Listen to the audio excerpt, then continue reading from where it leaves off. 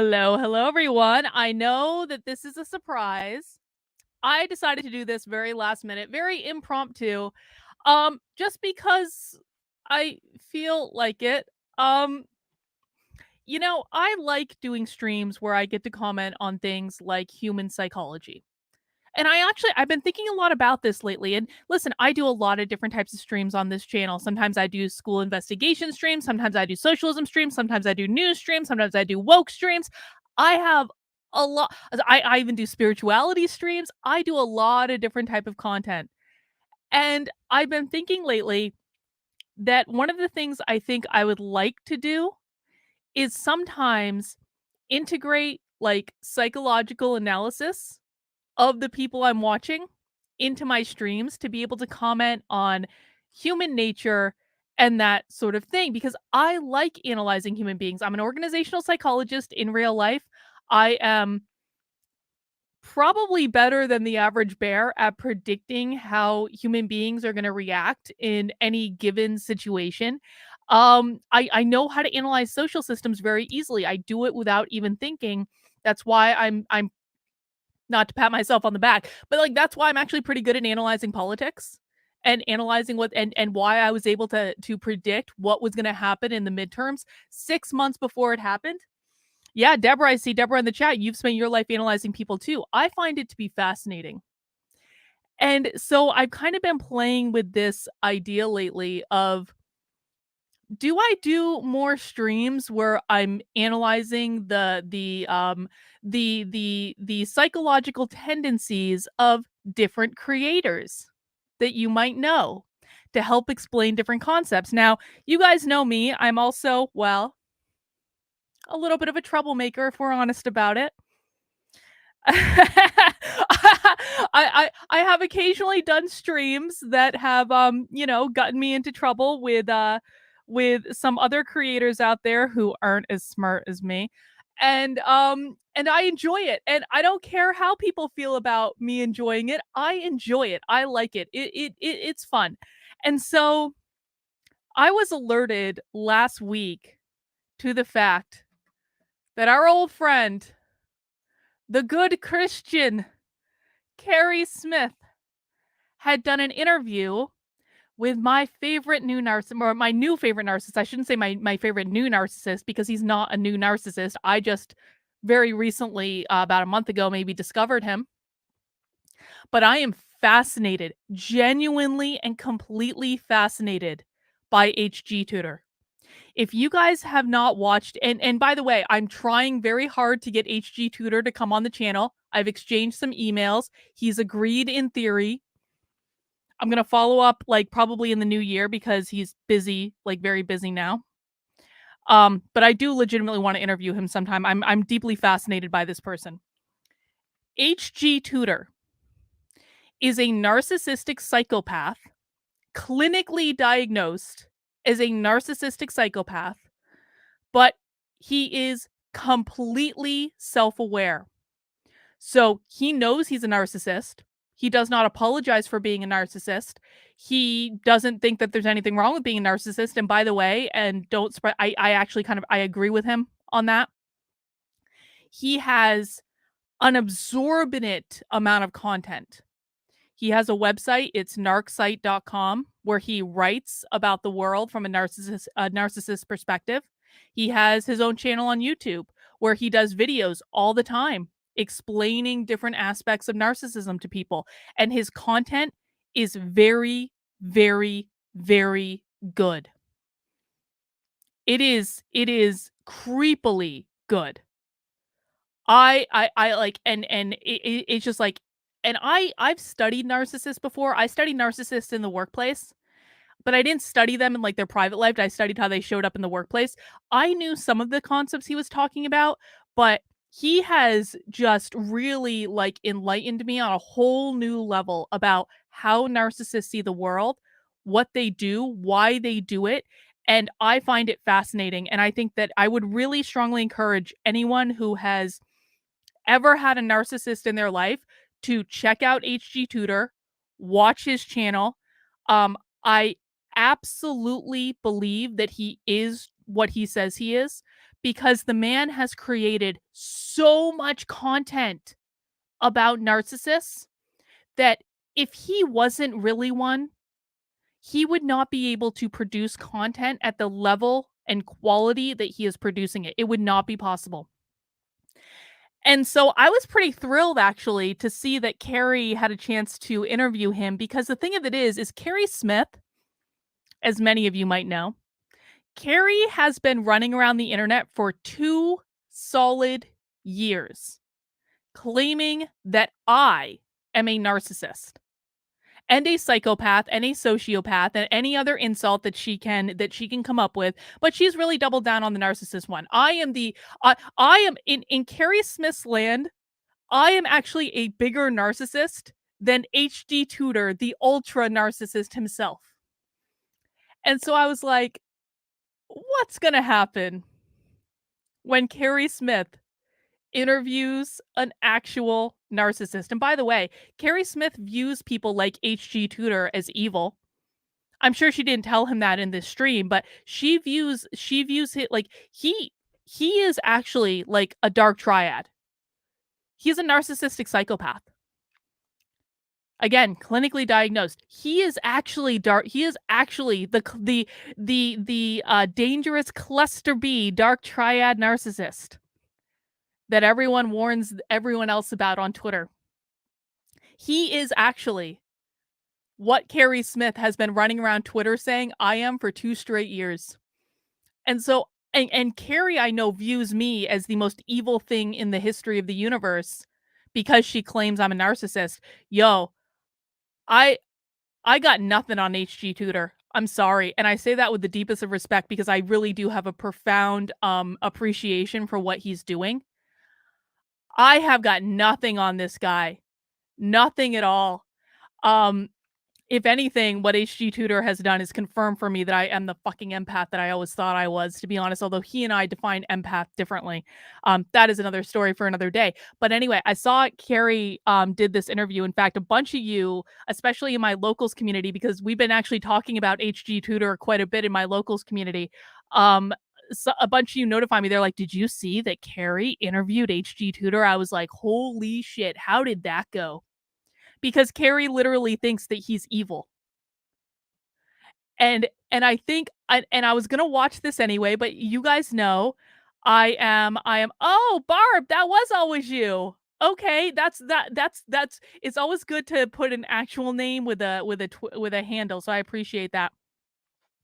So I was like, I was always gonna watch this anyway, and you guys know me, if I'm gonna watch something, I kind of want to watch it with friends, you in the chat, because it makes it a little bit more like I can comment on it, I can have conversations about it, that sort of stuff. I do want to change my background though, because I don't want it. This is my Socialism Saturday background. We need a good.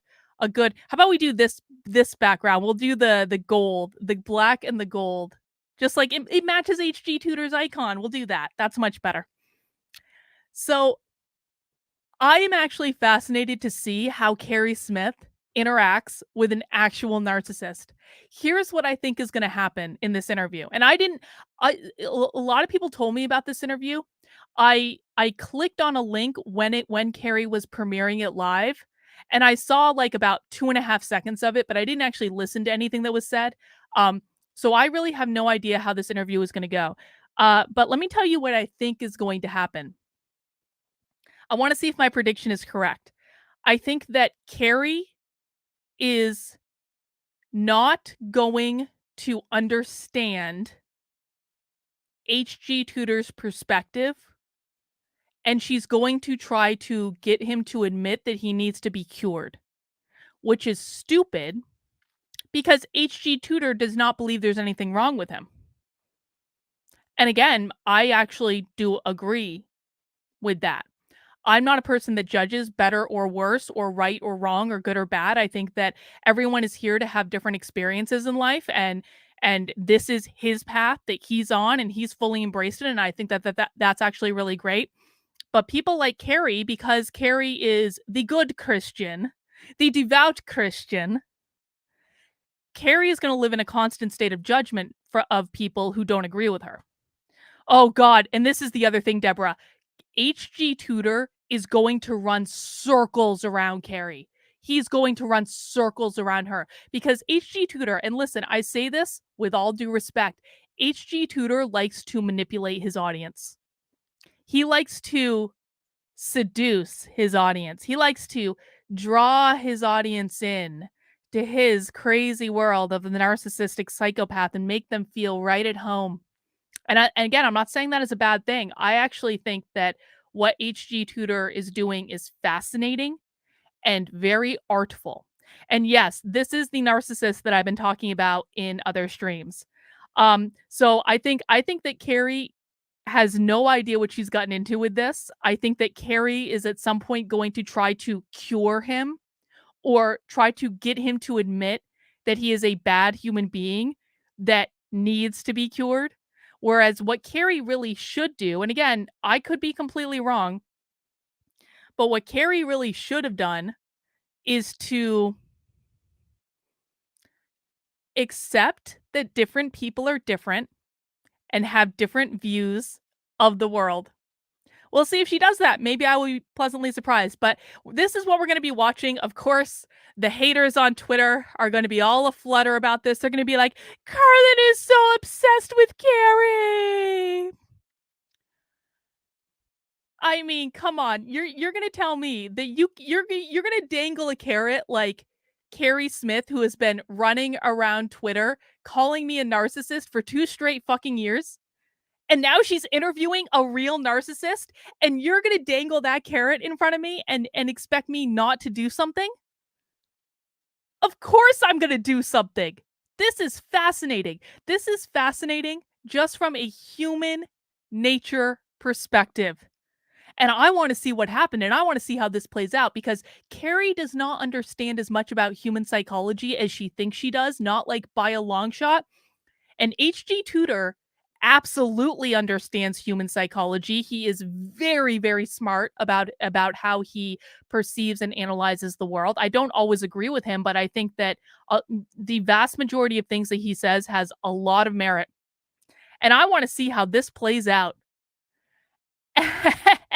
Just for my own amusement. It's Sunday, guys. Like, I'm allowed to amuse myself on a Sunday. So that's what we're going to watch on today's stream. Please mount that like button if you haven't already. And I just want to remind everyone that we're going to do this for a couple of hours, but I do have movie night in my locals tonight, and you can still get invited to actually it's not even in my locals, it's in my supporter Discord. So you can get access to it by becoming a member on Patreon or becoming a member in locals, and you do that by heading over to, let me just get the link here, activelyunwoke.com/support.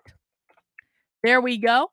And that's going to give you links to join my Patreon anywhere from $5 a month all the way up to $250 a month, depending on what perks you want and how much you like me on any given day, I guess. You can get cool t-shirts and swag and stuff like that on Patreon, which is part of why I set that up.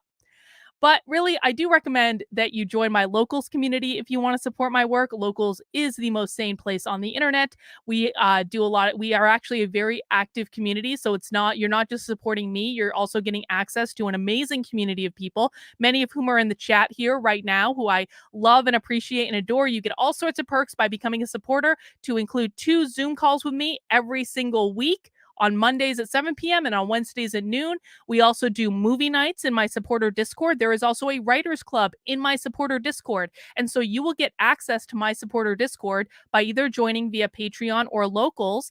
And then you can join us for movie night tonight in the supporter Discord. We are watching Coraline.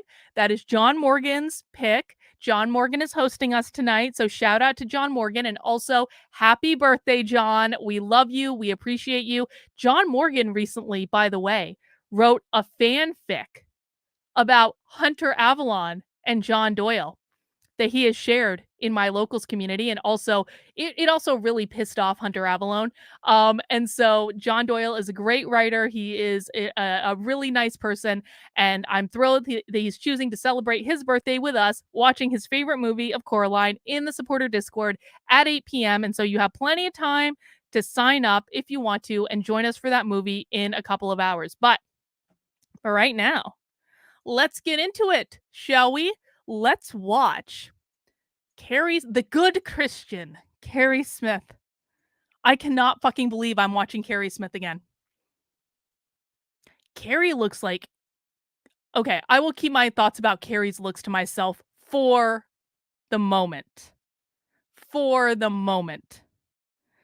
And and that's the way it's gonna go. All right, guys, let's get started and let's watch the good Christian Keri Smith interview an actual narcissist. And let's all just see if I match up with the actual narcissist, even though Keri Smith's been saying I'm a narcissist for 2 years. You guys can tell me. We'll do a poll at the end. Who is more of a narcissist, me or HG Tudor? We'll see how it goes. All right, guys, let's get started.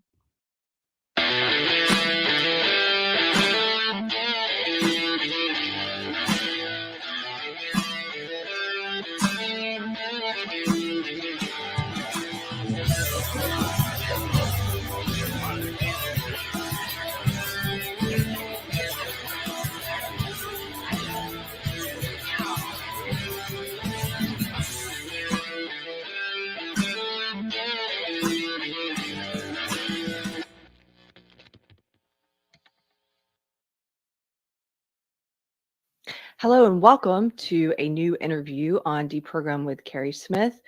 My guest today is a little bit different than some of the people I've interviewed before. He is not going to show his face. He protects his identity. All right, Keri already looks scared. He already looks scared. She already. I accidentally misgendered. She already looks scared of this interview, and so I'm living for this. Oh my god, this is gonna be so great. He runs a very popular site. It's narcsite.com and YouTube channel called HG Tudor, Knowing the Narcissist.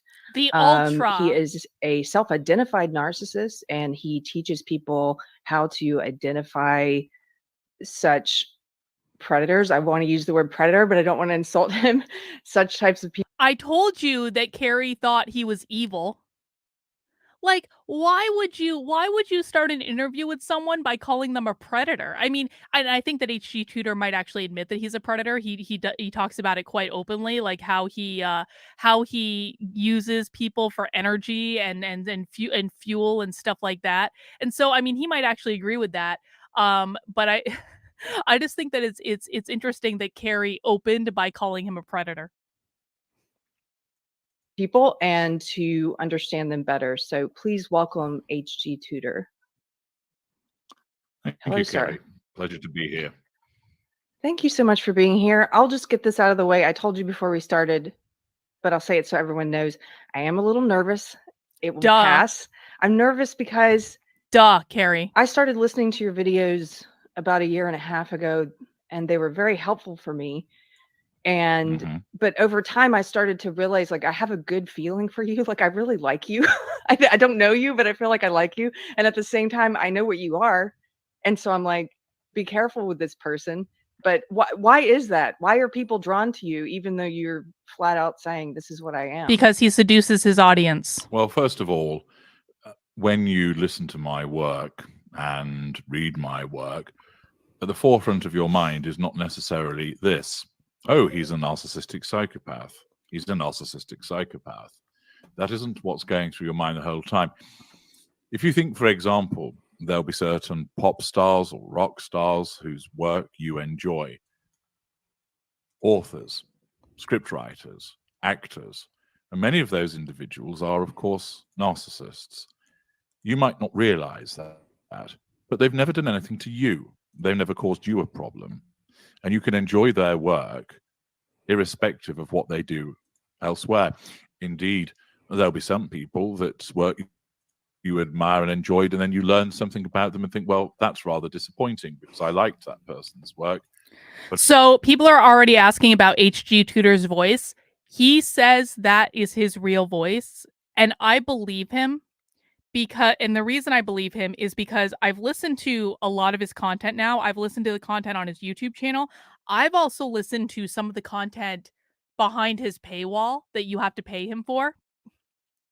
And let me tell you, that paywall content is like completely worth the money. It is next level, especially if you're interested in looking beyond the surface level of the things that he's saying and doing in that content. And so I think this is his real voice, because sometimes what I think he does, and this does come through on the audio, is I think that he's like walking around when he's recording his content, but he does this thing where he goes in and out from the microphone, in and out from the microphone. So like his voice will trail off sometimes, and then it'll come back. And for that reason, I don't think he's using a voice filter of any sort. I think that this is actually his real voice. And he has said many times this is his real voice. But often you recognize, well, I can still enjoy that person's work irrespective of the fact that they're a total douche canoe. Now, in some instances, your moral fiber suggests, well, I can't continue to engage with that individual knowing what I know about them. The whole point is that if I was red and tooth and claw from the very beginning, I would have next to no clients, next to no listeners, next to no viewers. And the point is, I am demonstrating to you with complete honesty what I am. That's the benefit of hiding my identity, so that you can get this raw honesty, so that I can tell you everything that I do, the things that I say, the way that I behave, and my kind behave, so that you have that. Mm-hmm. Otherwise, I wouldn't be able to do that. And actually, I put you in a very informed position. I tell you from the very beginning, when you embrace my work, although some people don't always get this, I am a narcissistic psychopath. And that means that I manipulate and use people. And yes, I hurt people. From my worldview, they deserve it. I recognize that there are other people that deem that they don't deserve it. But also, through what I do, so he explains many occasions, like when he says they deserve it, what he means is that he views the people in his life like appliances, like you would view a toaster or a refrigerator. And he feels entitled to everything those people have. He perceives that like once he is in any sort of like, I'll use quote unquote relationship, because I don't necessarily mean romantic relationship, but like relationship with someone, that he owns them. Everything they do is meant to be like something that supports him, and he feels entitled to all of it. And so that's what he means when he says like when he hurts people, they deserve it, because he believes that if they've let him down or they've taken him out of control in some way, then they deserve retribution for those actions. That's what he means. Both professionally and through what I call blog world, I make life a lot better for many people. And at the end of the day, that's true. Nobody is a saint that is without having caused a problem to somebody in their lives. Even you, Keri. And I leave it up to people, because I recognize that the majority of people that embrace my work demonstrate decent intelligence and above. And I allow them to make their own mind up. If you don't like me and you don't like my work, don't listen to me. Don't watch my videos. You can go elsewhere. I don't care. You won't upset me. But if you do want to watch and listen, then you will learn far more about my kind than you will get anywhere else. That's true. That's very true. Can I ask you, I asked a few people if they had questions for you in advance of this interview. And one of the big questions people have then is, why are you doing this? Are you the narcissist with the heart of gold? No, this proves fundamentally that Keri does not understand. I don't know how it is possible that Keri has been listening to his content for a year and a half and she doesn't understand this. He is doing this to try to cheat death. Now, what I find personally fascinating about HG Tudor is that his work is incredible and it is invaluable, and he has helped so many people. But he is not doing this to help people. He is doing this, and he has talked about this for people who actually listen to him, Keri. He is doing this because he knows that someday he is going to die, and death is the thing that he cannot escape. And so to keep himself in control and to cheat death, he is building a legacy that will outlive him. He is doing it to cheat death, no other reason. He does not care about helping people, although, like, he's not, like, upset about it or anything, but, like, being altruistic is not the primary reason that he's doing this at all. And the fact that Keri is even asking that question just proves that Keri doesn't actually listen to him when she's listening to his work. Are you the serial killer No, Dexter who takes no. out the bad people?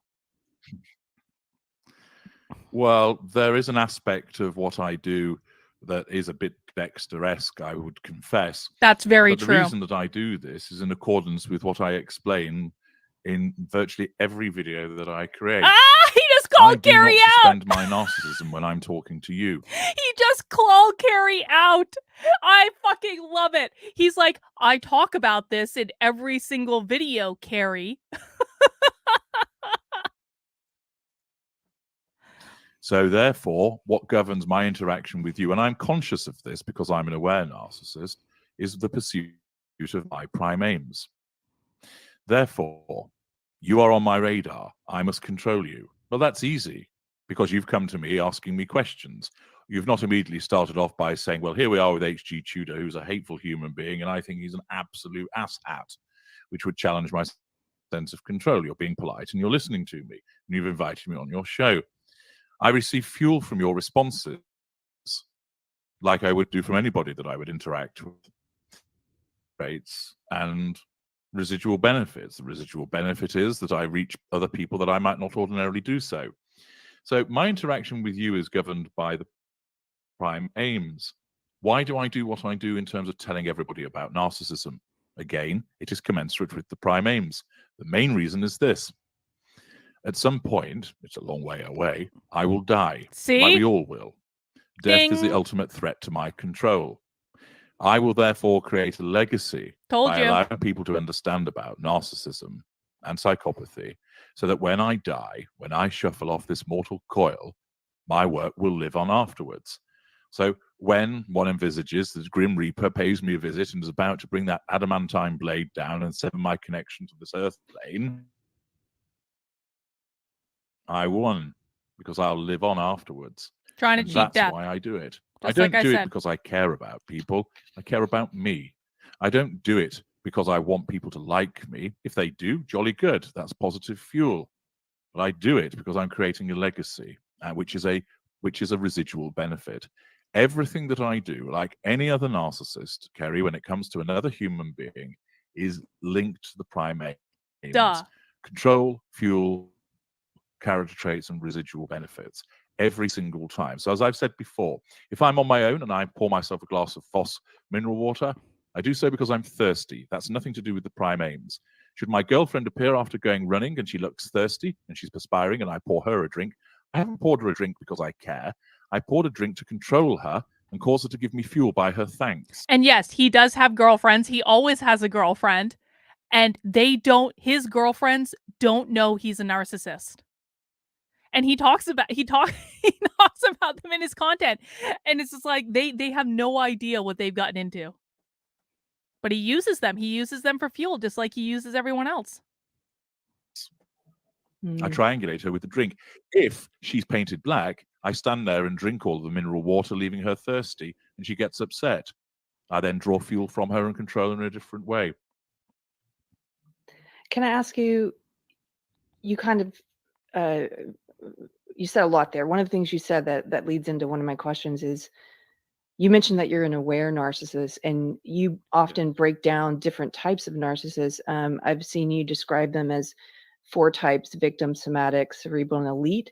But I've also heard you talk a lot about, you sort of just roughly say they're lesser narcissists, mid-range, and then you describe yourself as ultra. Ultra. It seems to me that based on several of the videos I've seen, that you tend to think a lot of narcissists are not aware of what they are. Correct. Is that the case? Most aren't. Correct. Most aren't. I have a framework that I devised to enable people to understand this subject more readily, not using scientific or psychological terms. But yeah, there is literally no way Keri's been watching him for a year and a half. More about it, they can go to my YouTube channel and watch. I cannot express this enough. I binged on HG Tudor's content for like a weekend. I watched a lot of it in a single weekend. There is there is no possible way in this universe that Keri has been listening to him for a year and a half, and these are the questions she's asking him. I'm sorry. That's not possible. What is Painted Black? So, I haven't listened to him specifically explain this, but here is what I've gleaned from he touches on this in a bunch of his different videos. So, for a narcissist, you're either painted white, which basically means you're in his good graces, like you haven't done anything to piss him off, or you are painted black. And when you're painted black, he is going to demean the hell out of you. He is going to devalue you. He is going to talk down to you. He's going to give you the silent treatment. Like, basically, like, if you're painted white, you're in his good graces, and if you're painted black, you are not. You have done something to fail him, for which he is going to punish you. Happy birthday, John. We're looking forward to movie night later. Don't worry, we haven't forgotten.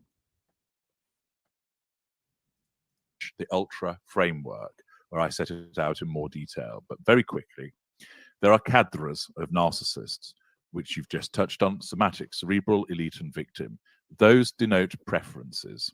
Then there are the schools, running all the way from lower lesser at the bottom all the way up to me, the ultra. Those are the schools which denote behaviors, conduct, outlook. There are similarities with all of those narcissists. One, none of us have emotional empathy, but then there are differences. Some are aware, some are not. Some operate a facade, some do not. Some routinely use physical violence as a means of manipulation, others do not, and so on and so forth. So there are similarities and differences. The point is, the vast majority of narcissists don't know what they are, and those are what I term lesser and mid-range. This is something I've grappled with for a long time, dealing with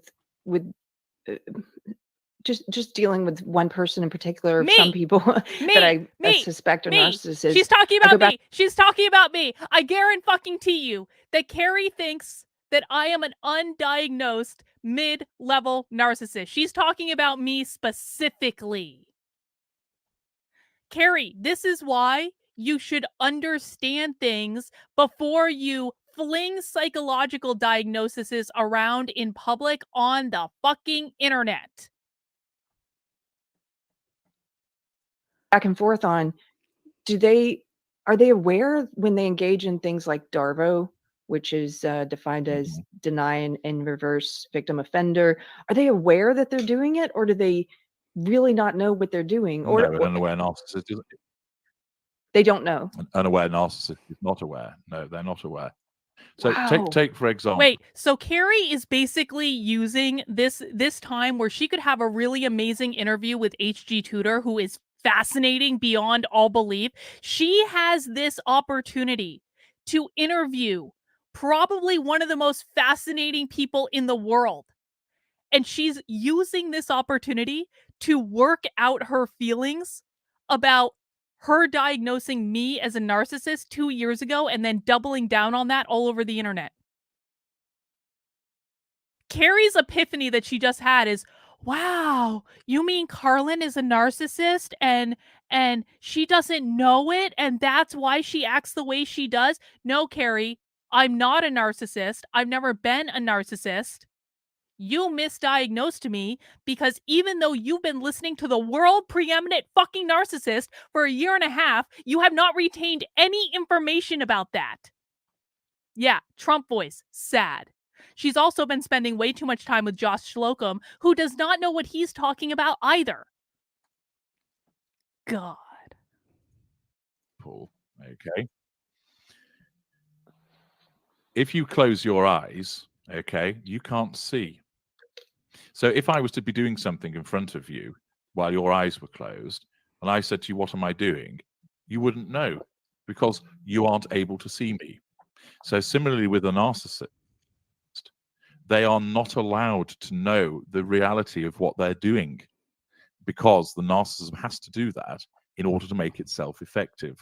And one thing that victims of narcissists very much struggle with, and it's understandable, is that because... Hang on. Sin is saying in the chat, plus Keri has an undiagnosed mental illness. Keri has an undiagnosed dissociative disorder. I am positive of this. Keri, and usually I don't like put psychological diagnoses onto people, but Keri has made my life such a living hell for the past 2 years that I don't really care anymore. I am not a clinical psychologist. No one can get my license pulled. I'm an organizational psychologist. I don't need a license to practice that. Keri has an undiagnosed dissociative disorder. That's what I think is going on. I don't think it, and just so we're clear about this, I do not believe that Keri is a narcissist. I don't think Keri is an undiagnosed narcissist. I don't think Keri is a like an unself-aware narcissist. I think that Keri just has an undiagnosed dissociative disorder. They know why they do things. They can't comprehend that the narcissist doesn't know. But it's all about differing perspectives. You see, if I was about to push a sharp stick towards your eye, you would not do this. Oh, look, HG is poking a sharp stick towards my eye. That could blind me. I better move my head back and knock the stick out of the way. You wouldn't think that way. You'd instinctively jerk your head back and bash the stick away to protect yourself. The narcissism is the same way. If an unaware narcissist had to do this person is threatening my sense of control. I now need to do something to get control over them. What are my options? Well, I could do this or this or this. It's too late. The control's lost. Keri has no idea what he's talking about right now. Instinctive. She's not processing any of this. this. They don't have the narc craft, if I can describe it that way, to implement the need for control promptly. And how did you come to be aware? I know some of your story, but for anyone listening who's not familiar with you, how did you come to be an aware narcissist? It's simply the nature of my flavor of narcissism, if you would. God, I really hope I do get the chance to interview HG Tudor at some point. Like I said, I've exchanged emails with him, and like he's agreed, like, you know, on a surface level. I really do hope I get to interview him at some point because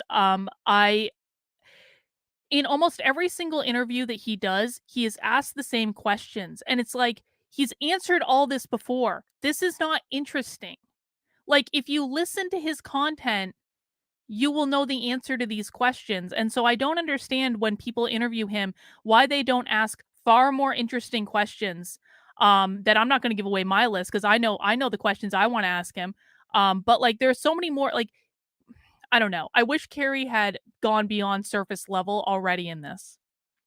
And by the way, I'll say this too. If Keri actually believed that I was the narcissist that she's been diagnosing me as all over the internet for 2 fucking years, then she really should follow HG Tudor's excellent advice, which is Keri needs to go no contact and stop fucking talking about me. If Keri Smith actually believed I was a narcissist, then what HG Tudor would tell her to do is to go no contact, follow his no contact regime, and that is the way to get the narcissist to go away.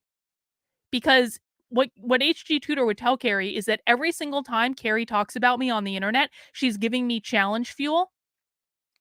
And so she just needs to stop talking about me and then I'll go away. I really think that Keri should follow that advice. Yeah, believe me, this is absolutely a thought that has crossed my mind, but I also think that in an in-person interview or in like an interview in a format like this, I don't think I would be able to take away his position of control. I don't think I would be able to. I also think that there are just so many questions that I would want to ask him that, like, I don't want to piss him off and I don't want to scare him away. And I want the chance to actually ask him real questions without kind of like fucking. I want to know how he plays psychological games with people, because he does.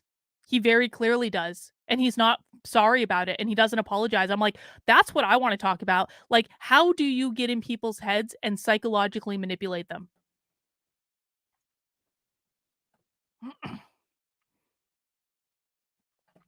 Deborah says, Keri may have several different personality disorder traits without fitting into any specific category. She would be labeled as personality disorder, not otherwise diagnosed. Thank you for that insight, Deborah. I appreciate that.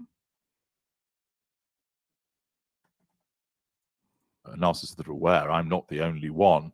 And it's a combination of intelligence and just the way that my narcissism was created. That, if you like, that when that lottery wheel was spun as to what type of narcissist I was going to be, it turned out that I was afforded insight into my condition. Can I ask you about emotion? You said narcissists, no matter if they're lesser, mid-range, ultra, if they're aware or not aware, they all lack emotional empathy. Yes. I think a lot of people and misinterpret that and think that narcissists don't have any emotion. He does not have emotion, Keri. He's a narcissistic psychopath. He does not have emotion. No. Certainly. Well, he has some emotions, not the ones that, yeah, exactly. So we experience fury, hatred, jealousy, envy, antipathy, frustration. There is elation, which is linked to the receipt of fuel. There's infatuation. But we don't experience happiness in the way that you do, or sadness in the way that you do. We don't love. Narcissism creates something that causes unaware narcissists to believe that they love, but it isn't actual love in the way that you experience it as someone with emotional empathy. Now, the unaware narcissist is none the wiser. They believe that they love, so they do. They don't realize that they don't. But you see, an analysis of the way that they behave shows that they clearly aren't loving because they're abusing. And also their form of love is what contributes to what is essentially romantic love. Yeah, Keri, just like when someone claims to be a Christian on the internet, but they don't actually behave like a Christian would, or like Jesus would teach that they would, they're not a real Christian. It's the exact same thing, Keri. Of all of the shiny stuff, the leaping around, the reciting the poetry at length, the standing beneath the balcony, the pouring rain and throwing up flowers, all of that. That's not actually. I'm smiling because I know. Yes. That's the manifestation. And what happens is there's nothing wrong with someone throwing a little bit of romance into the mix. But what narcissists do is it's all predicated on that form of romance with particular styles of narcissists, because we don't actually love. So it's all about the show, gifts, flattery, grand gestures. I can't wait to marry you. You've only met me 5 minutes ago. Yes. But already talking about, I want to marry you and have children, which to some people think, oh my goodness me, they must really be into me if they're saying those things. Yes. Which it's in the your love world, bombing. yes, in our world, yes, it is. They're disposable props that are there to be utilized in order to draw you in. The narcissist, the unaware narcissist means all of those things when he or she says them. But as soon as they're said, they evaporate into the ether and they may never be revisited again. You talk about, I mean, and this is something I've read in other literature as well, that the tactic for how to deal if you attract a narcissist into your life, go no if contact. you suspect that you are dealing with a narcissist, that you should go no contact. Yes. Can you explain why? And you said in okay, so this is proof that Keri knows that if Keri really believes that I'm a narcissist, if she really believes it, and she's not just making up a story to try to smear me on the internet because she's jealous that I have a bigger platform than she does. If she actually believes that I am a narcissist, then this right here, what she's about to hear, is proof that she knows that the only way to get rid of me is to stop talking about me, which would suit me just fine because I am so beyond sick of this shit that I can't even deal anymore. I have lost what HG Tudor would say. Like, okay, so in real life, I would be an empath, according to HG Tudor. I attract narcissists like fucking, like flies, like moss to an open flame. I've had so many narcissists in my life. More than I actually thought, to include my own effing parents, by the way. And I'm pretty sure about my parents. Definitely many a boyfriend.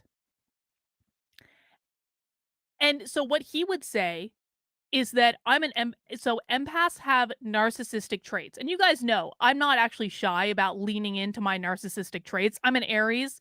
I don't really care. But like my narcissistic traits, in particular in regards to Keri, because she's been carrying on this bullshit for 2 straight years, are far exceeding my empathy traits at this point. Far, far, far exceeding it. But the point is this. If Keri Smith actually believes I'm a narcissist, then she needs to follow HG Tudor's advice. If Keri Smith is only using the narcissist thing as a smear tactic against me, then she's not going to follow HG Tudor's advice. Keri's own behaviors will show you exactly what Keri believes. Of your videos, even if they're a lesser narcissist, you were saying it's not that they're some incredible superhero like figure. It's just that even with the lesser narcissists, everything's going to come back on you twofold if you're trying to like defeat them. Can you explain why? So when you engage with a narcissist, along comes what I call the devil's pitchfork, which has a number of prongs that affect you. First of all, you will provide us with fuel. So if you shout and scream at us, if you show irritation, if you use words that insult us, you're still giving us fuel, and we want that. Thus, we are winning. Exactly, Secondly, Keri. You may well increase your risk of being hoovered by us because you've come up on the radar and you've kicked the hornet's nest. Thirdly, you're likely to suffer some form of adverse reaction. Because if you're engaging with someone who must control you and is an abuser, there's a good chance that they will turn around and hit you or call you horrible names, or they won't give you the answers that you're seeking. They'll take you into a circular conversation. You'll become frustrated, or they'll tell you something that you didn't want to hear. And why expose yourself to all of that? Fourthly, as an empathic individual, you may well have, or if you're an empathic individual, you have the addiction to the narcissist. He thinks Keri's an empath. Emotional thinking is misleading. If you engage with a narcissist, you increase your emotional thinking. And it essentially means you take leave of your senses. Yeah, so Keri. What you end up doing is you start making bad decisions. So what happens, for example, is an individual may or may not know they're dealing with a narcissist, and they decide, I need him to explain to me why he ended this relationship. I'm owed that explanation. I don't understand why it ended. I don't understand why he didn't properly tell me why it had ended. And I don't understand why he's now running around town with Annie No-Knickers. So I'm going to go and see him and ask him, why on earth has he done this to me? So one of the things that narcissists do, and this is something he's talked about, is they will just cut off a relationship out of nowhere and give whoever they're with like no closure out of that situation, because the narcissist does not believe that they are entitled to any explanation, and quite frankly, they're also trying to fuck with them.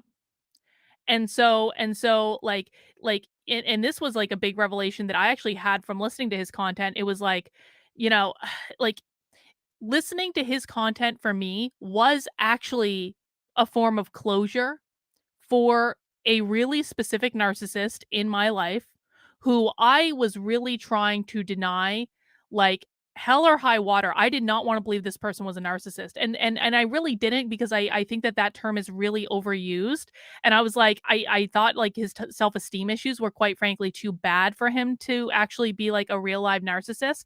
And but like in retrospect, he did a lot of things that fit a lot of what HG Tudor talks about.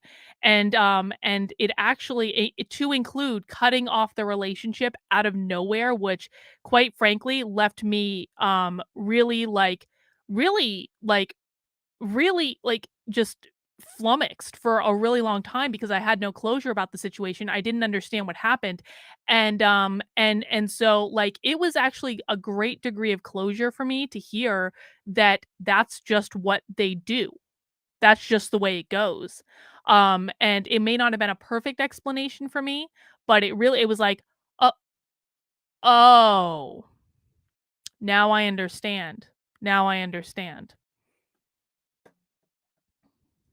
All of that seems eminently logical, doesn't it? Get an explanation from why your boyfriend has run off with somebody else.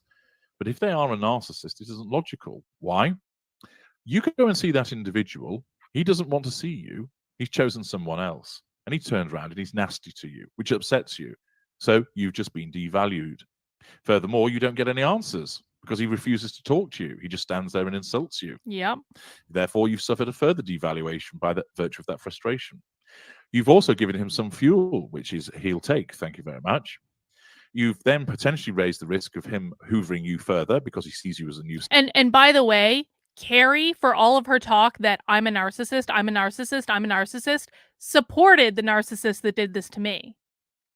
Just saying. Keri enabled this particular type of behavior. She probably doesn't realize it because she's not smart enough to look at the situation without her emotional mind and know she did that. But she did. For months. And also, you'll then increase your emotional thinking. And rather than do this, I'm dealing with a narcissist. He's not going to answer my questions. And all I'm going to do is keep getting hurt. I should walk away and stay away and just satisfy myself with knowing he's a narcissist. This is what narcissists do, and fight down any desire to get answers out of him. Indeed, I'll go and watch HG Tudor's videos because that's where I'll find the answers. You go there, you do this. But why won't he tell me? I need to know. I want him to know how I've been hurt. I need to understand why he's chosen somebody else. That's not logical. And so the point is that if you go no contact, you don't give us any fuel. That means you win. You will not increase your emotional thinking. That means you win. You reduce your risk of being hoovered. That means you win. And you won't suffer an adverse consequence. You win. Furthermore, we absolutely hate it. If you go no contact with us when we try to hoover you and we can't, it makes us feel weak, unimportant, vulnerable. We can't stand it. Yeah, Keri. So go no contact, Keri.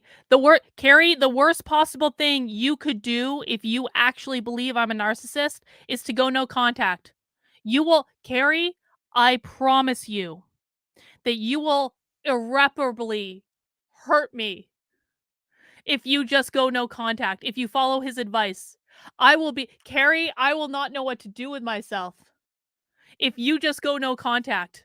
It would be the worst possible punishment, Keri, that you could ever inflict on me in my lifetime if you just follow his advice and go no contact with me.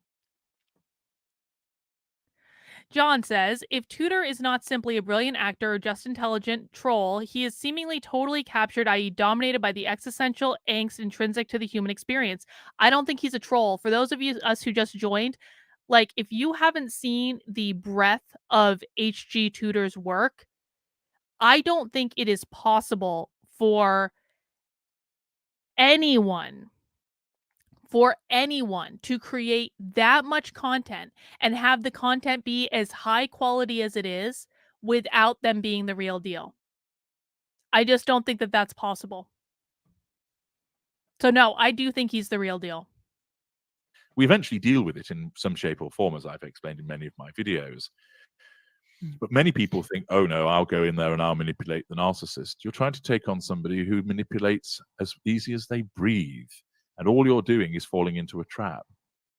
And it's not me saying, it's not me saying, narcissists are, completely impregnable and we're so high and mighty, don't bother trying to deal with this. I'm explaining this to you so that people understand that if you enter onto our battlefield, we will win because it's our battlefield. You win the war by never fighting it. She doesn't like that What answer. about She's not like that at all. Who I'm gonna give a personal example. It's gonna be me. I don't talk about this on camera a lot. It's gonna be me. Watch. When I first started listening to you a year and a half ago, I took your advice with someone who me engages in constant public attacks. It is me. I told you. I fucking told you. Keri, you are the one that's been publicly attacking me for 2 fucking years. You are the one that started this bullshit by posting private text messages to Twitter in November of 2020. You are the one, every single time I have gotten canceled by conservatives for something that has nothing to do with you at all, have posted long Twitter threads lying about me. Keri, you are the one that enabled the narcissist that went on a fucking smear campaign against me. You are the one that enabled him and spread his garbage all over the fucking internet. I have documented this on numerous occasions, Keri. Keri, you wrote a whole fucking essay about me, how I'm your abusive mother. That is still on your Substack to this day. You are the one that has come after me time and time and time and time and time and time again. I fucking knew this interview was about me. I fucking knew it. Go no contact, Keri. I am begging you to go no contact. You will never hear from me again if you just keep my name out of your fucking mouth. No, I do not have a personality disorder. Keri has a personality disorder, and you are now blocked. Goodbye. If anyone watching this does not believe everything that I just said, you can look up the stream I did. When was it? February? In which I showed you every single tweet that Keri Smith has sent about me for 2 months prior. There were over 90 of them within a 2-month period. And that was back in February. And since that time, Keri Smith, we have now been tracking this for 50 days. Keri Smith talks about me every other day like clockwork. Every other day. So now what she's going to try to do is Keri's going to, because Keri has misdiagnosed me as a narcissist when I am not a narcissist. And by the way, Keri, if I actually was a narcissist, I would quite frankly be like HG Tudor and be like, I don't give a fuck. There's nothing wrong with me. I knew this interview was about me. What Keri is about to do now is Keri is going to say, but HG, I tried your no contact regime with the narcissist in my life, and it didn't work, and she still talked about me all the time, and I don't understand why. Why is it because she's a mid-level narcissist and she doesn't really understand that she's really a narcissist? Why wouldn't your techniques work with this narcissist that's been stalking me on the internet? Because Keri's the actual one doing Darvo. Because Keri always has to be the victim in this when she is the one who started it by posting private text messages on the internet in November of 2020 and then shit-talking me to a whole bunch of people because she has convinced herself that I am her abusive mother and that every time she attacks me, she is really attacking her abusive mother. It is really that next level fucked up. We're going to hear what HG has to say to Keri's little manipulation in a second, but Emphasize says, I hear being narcissistic to abuse someone to feel that you have power over someone isn't narcissistic, or being a narcissist doesn't make you a narcissist. That's not actually what's being said at all, Emphasize, but thank you per usual for the money. Keri, I promise you, if you just follow the advice that HG Tudor is about to give you, because he's going to say the same thing that he says in every single one of his videos, I promise you, Keri, if you stop talking about me, you will never hear from me again. I promise you. Promise. Cross my heart and hope to die, bitch. I want nothing to do with you, Keri. I just want you to stop lying about me all over the internet, which you have been doing almost every day of my life for the past 2 fucking years. Okay, I had some feelings there. I had some feelings. Let's listen to the advice that Keri is about to get. Sort of that need to defend oneself against, this bully or this liar. And you're the one that's lying, Keri. I took your advice for 3 months. No, wrong. Didn't acknowledge the attacks at all. Wrong. Keri has never taken his advice, which I have fully documented. I have documented this going back over a year and a half. Keri has never taken his advice. Keri tweets about me all the fucking time. The maximum amount of time that Keri has stopped tweeting about me for the last year and a half has been for like a week. Keri has never taken his advice. Didn't even hit like on any, social media tweets Bullshit, about this. Keri. Nothing. Bullshit. And the attacks actually increased. The number of them, the frequency increased during that period of what they called. Keri, you mean do you mean, Keri, that time you wrote the essay about me calling me your abusive mother? Do you really think that you were going no contact with me when you wrote a fucking essay about me calling me your abusive mother?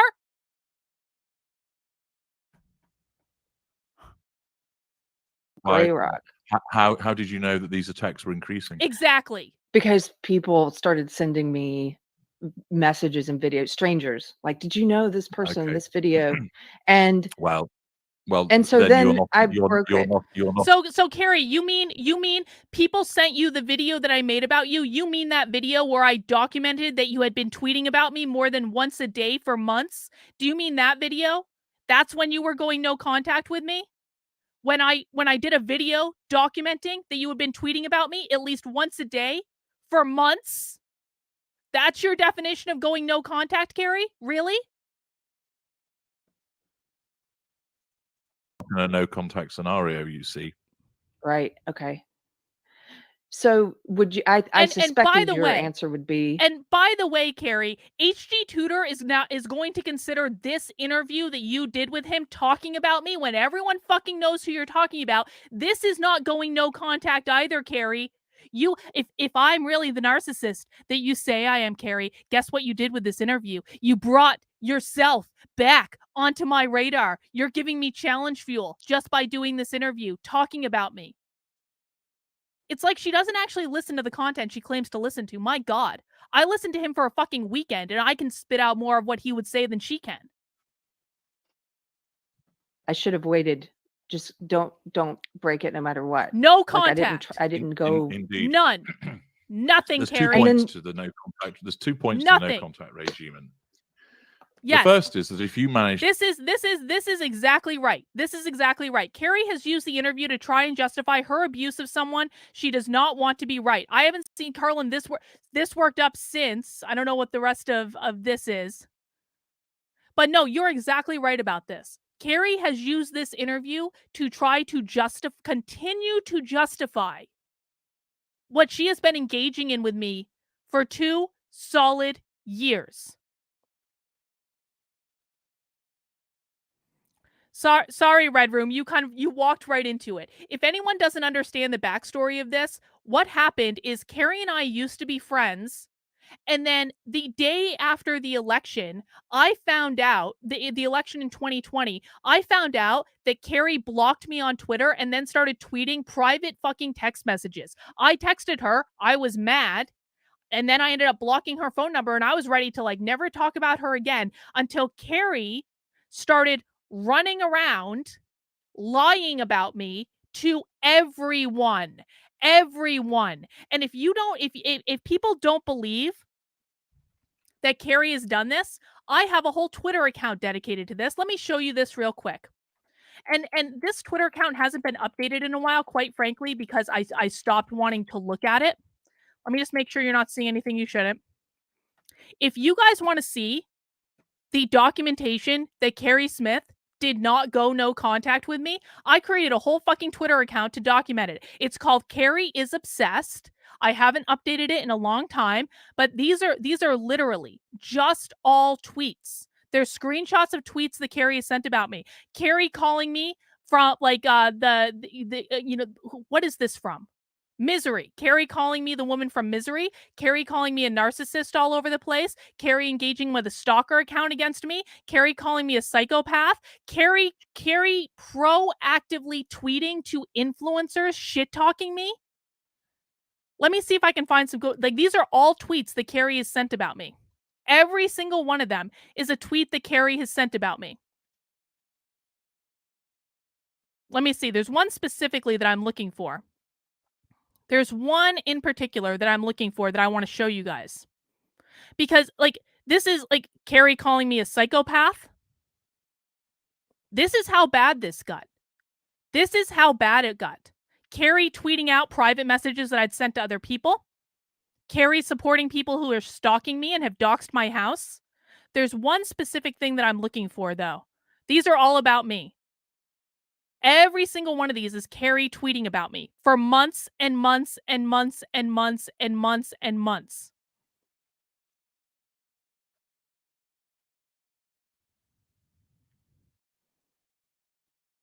Let me see. I'm going to message you something you can't disagree with. Relationship coaches push the method of being narcissistic to deal with and hurt a narcissist. Emphasize, I honestly don't know what you mean by that. I'm sorry, I just don't know what you mean. This is Keri saying that I'm stalking, harassing, lying about people. This is Keri promoting Mike Harlow's video where he lied about me. This is, I mean, like, it goes on and on and on. On and on and on. That's not what I'm looking for, though. Hang on. There's one specific thing that I'm looking for. Here it is. Okay, check this out. Keri's going no contact with me. Is she? Is she? This is me when Newsweek did that hit piece on me, which Keri, by the way, went on a tirade about me after Newsweek did the hit piece on me. And Keri had no involvement in this whatsoever. So I tweeted that the journalist who did the Newsweek hit piece on me only contacted me 4 minutes before they published it for comment, and I didn't even see it because they weren't following me, and so it went into the Twitter black hole. Dave Rubin responded to that. Keri, who had no involvement in this at all, in any way, Keri was not involved in this. All right, this isn't allowing me to make it bigger, but I'll read to you what this says. Keri had no involvement in this scenario at all. Proactively responds to Dave Rubin saying, I realize you're a busy person and I assume you haven't seen her tweet storms where she attacks people and posts lies smearing them. Keri fucking went out of her way to smear me to multiple influencers. And by the way, another thing that Keri did is Keri got her whole Twitter horde to try to get me canceled off of Locals by sending Locals clips that were edited out of context and telling Locals that I was threatening her with violence, which I never did. I actually got a phone call from Dave Rubin one day saying, Carlin, are you threatening people with violence? And I said, no, I don't know what you're talking about. And he said, well, we have this clip.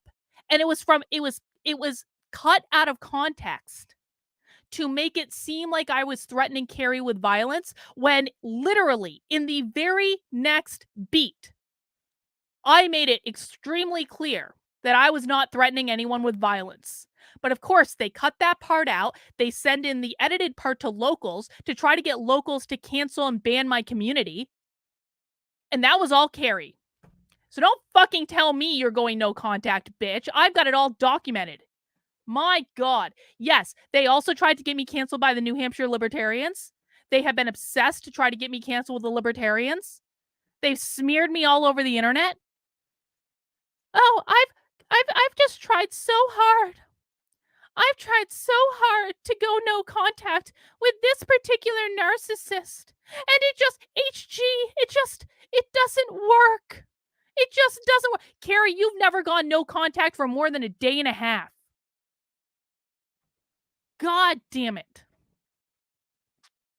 And I'm sorry for anyone who might be offended by my yelling, but this situation has actually wreaked havoc on my real life. On my real life. And still does to this day. All right, let's keep going. To remove yourself from the horizon or radar of the narcissist. Yes, Keri, remove yourself. You don't exist. And the only way that you will then come up on that narcissist radar is if someone mentions you, they're reminded of you by something, or you just pop in their head.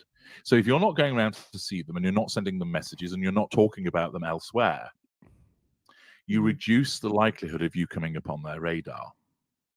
And then, but you can't completely remove it because there's nothing you can do about the fact that somebody might mention your name to them, or they look at something which has reminded them of your existence, or you just pop into their head. However, if they can't reach you, they can't contact you, they can't ring you up, they can't send you a text message, they can't come round to where you are because you don't live there anymore, or if they do, you won't open the door. The fact is, you will not know in most instances about the fact that they're talking about you or that they've tried to contact you because you have a solid no contact regime. And so with the example that you've given, although that individual was continuing to smear you, okay, not if you smearing, didn't responding look, to or you Keri's had issued attacks. an instruction to people, look, if this person's saying things about me, I don't want to know about Yes, it. I've Keri. cut this individual out of my life. I appreciate your support, but I don't want to hear about it. Exactly. And they don't send you anything. Your life is going to be so much better because you look at Keri's face. Keri's like, nope, this isn't going to work. This isn't going to work at all. Because, and the reason this isn't going to work for Keri is part of Keri's whole stick now is her entire social group. Everyone that Keri is friends with is only friends with Keri because she hates me. Keri's entire friend group has only bonded themselves together on the basis of them hating me. And so this is not possible for Keri to achieve. And she knows it. She knows it, which is why she hasn't done it. Because Keri loses all influences with these people if she goes no contact with me. Emphasize, relationship coaches don't make money by making your relationships better. I think it really depends on the coach. Emphasize, I think it can go either way.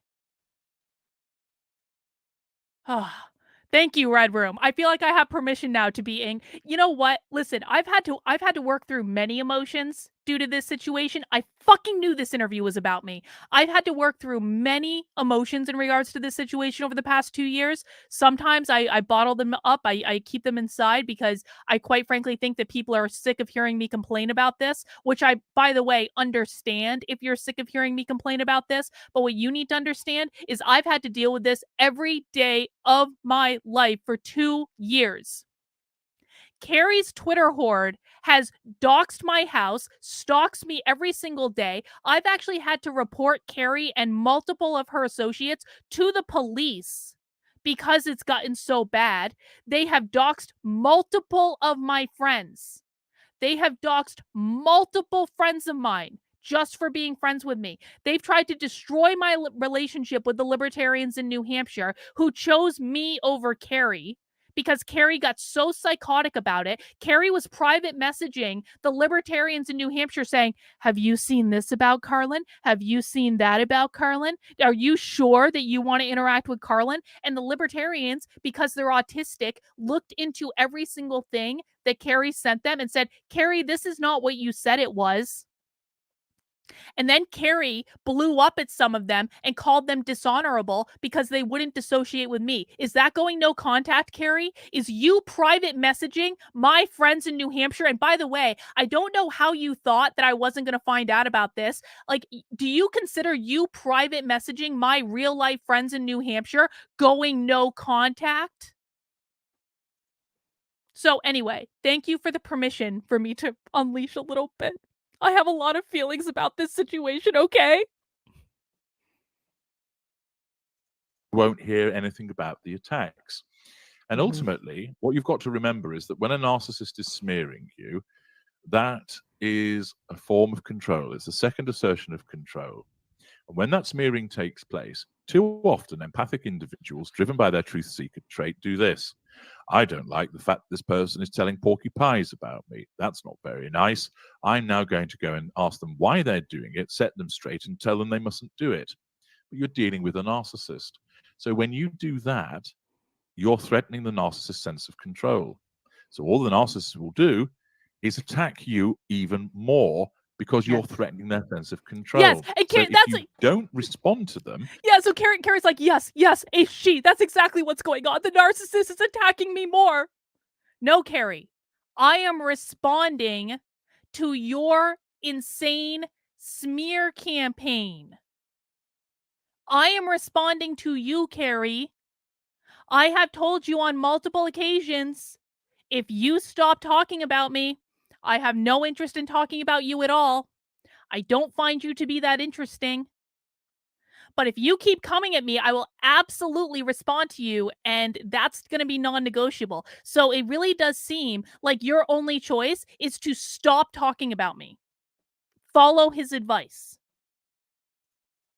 The likelihood of the attacks is reduced. If you ensure that you have no knowledge of the attacks, it's not going to trouble you. Now, Keri's when like, you're no, being no, smeared, she will always try. Look, those that Keri. hear the Oh my smear God, or see Keri the is so smear fall confused. into Look at Keri's face. Look at Keri when he's like, if you just don't hear about the attacks, Keri, they won't matter to you. Look at this. If you ensure that you have no knowledge of the Watch her attacks, face. it's not going to trouble you. Now,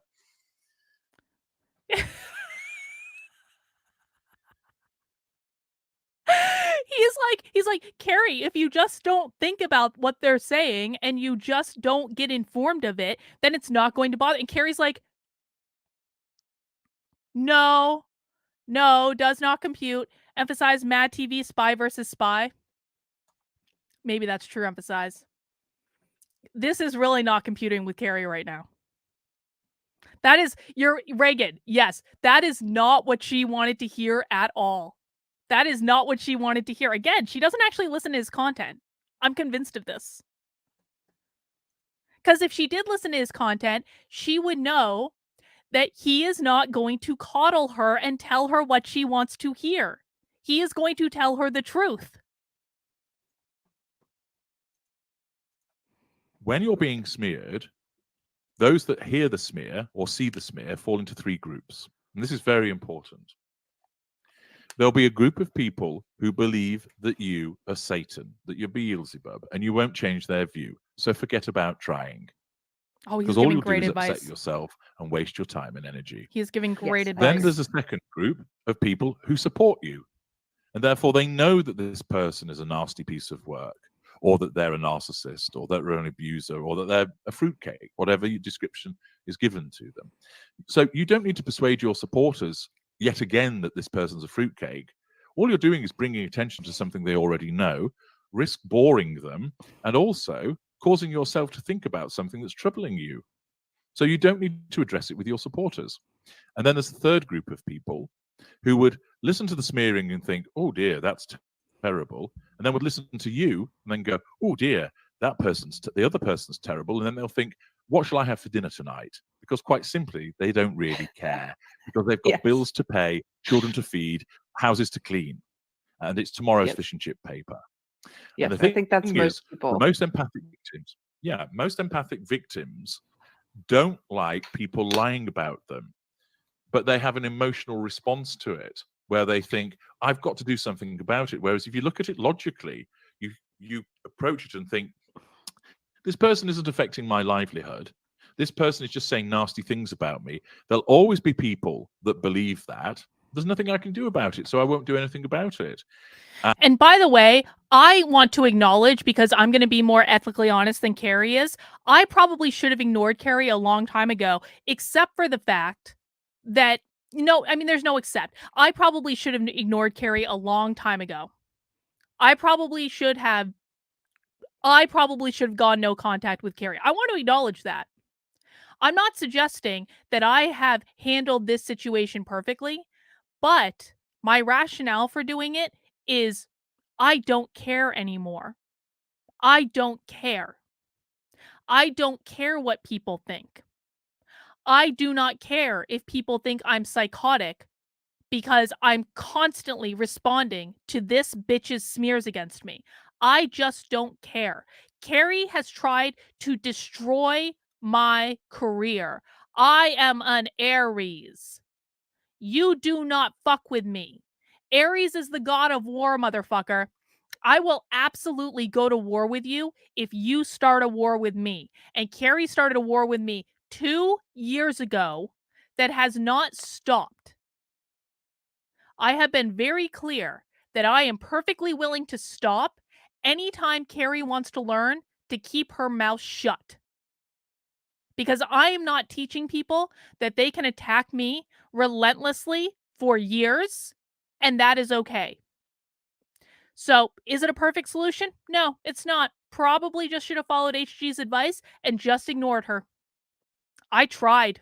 I tried for a really, really, really long time. And then when Keri published an essay where she called me her abusive mother, I ran out of fucks to give. And that was almost a year ago.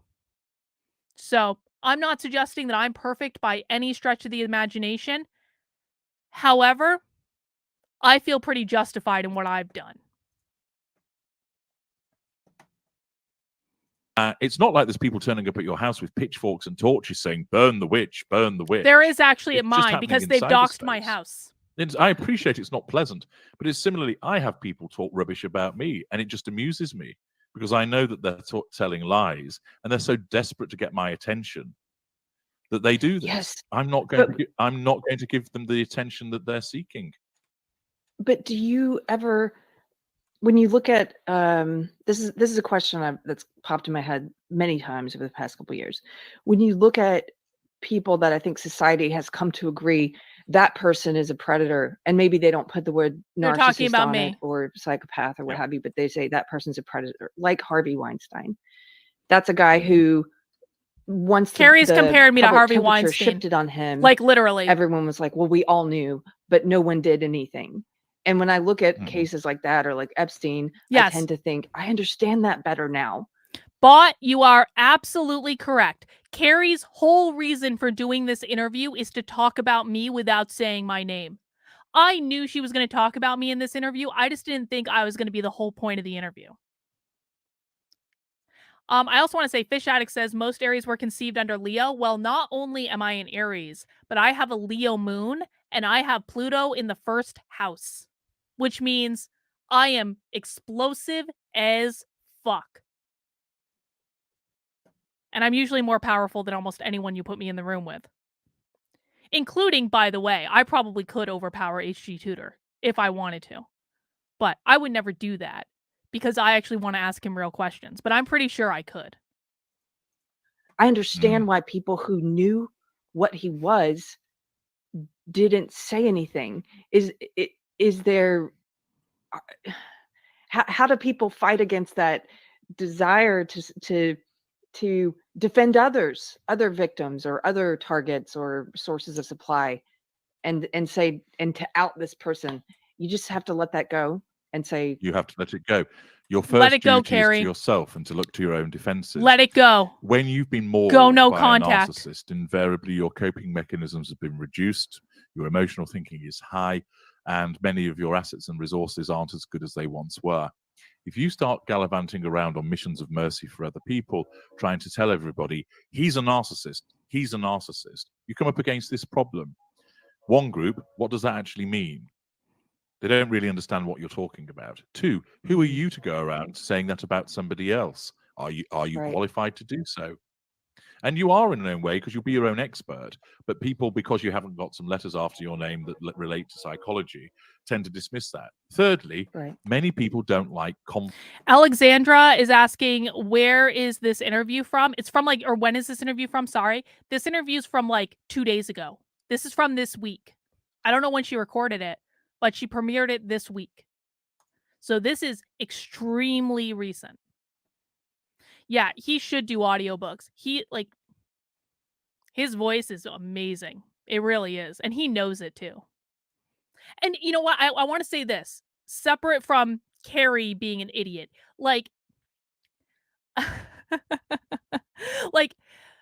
Oh my God. You guys really do need to listen to HG Tudor. And you need to listen to some of his longer form stuff. And I definitely recommend you listening to his paywall content because he has got some amazing paywall content. And one of the reasons that I like him so much is that he's so unapologetic about what he is. There is something deeply refreshing about someone being so unapologetic about being a narcissist. Because, here's the deal, guys. We all have narcissistic tendencies. Every single one of us has narcissistic tendencies. Yes, every single one of you has narcissistic tendencies. If we didn't, we wouldn't take care of ourselves. So, like, I love, like, I just, like, there's something so refreshing about someone that's like, I'm a narcissist. I only care about myself. I'm going to do whatever I want to do. I feel entitled to all of these things. There is something just deeply refreshing about that. And he says, and there's nothing wrong with me. And no, I don't want to be cured. And no, I'm not going to be cured because there's nothing wrong with me. I just love it. I love it. Oh yeah, they're probably tweeting already. And by the way, the other thing that Keri does is Keri follows and supports a Twitter account that's stalking me, which is why she knows everything that I said. If Keri really wanted to go no contact with me, then Keri would unfollow the stalker account that has doxed my house that she has supported for 2 effing years. But no, there are probably already tweets on Twitter right now saying, "Oh my God, Carlin's doing another stream about Keri." Well, ignoring the fact that the only reason Keri did this interview is to talk about me.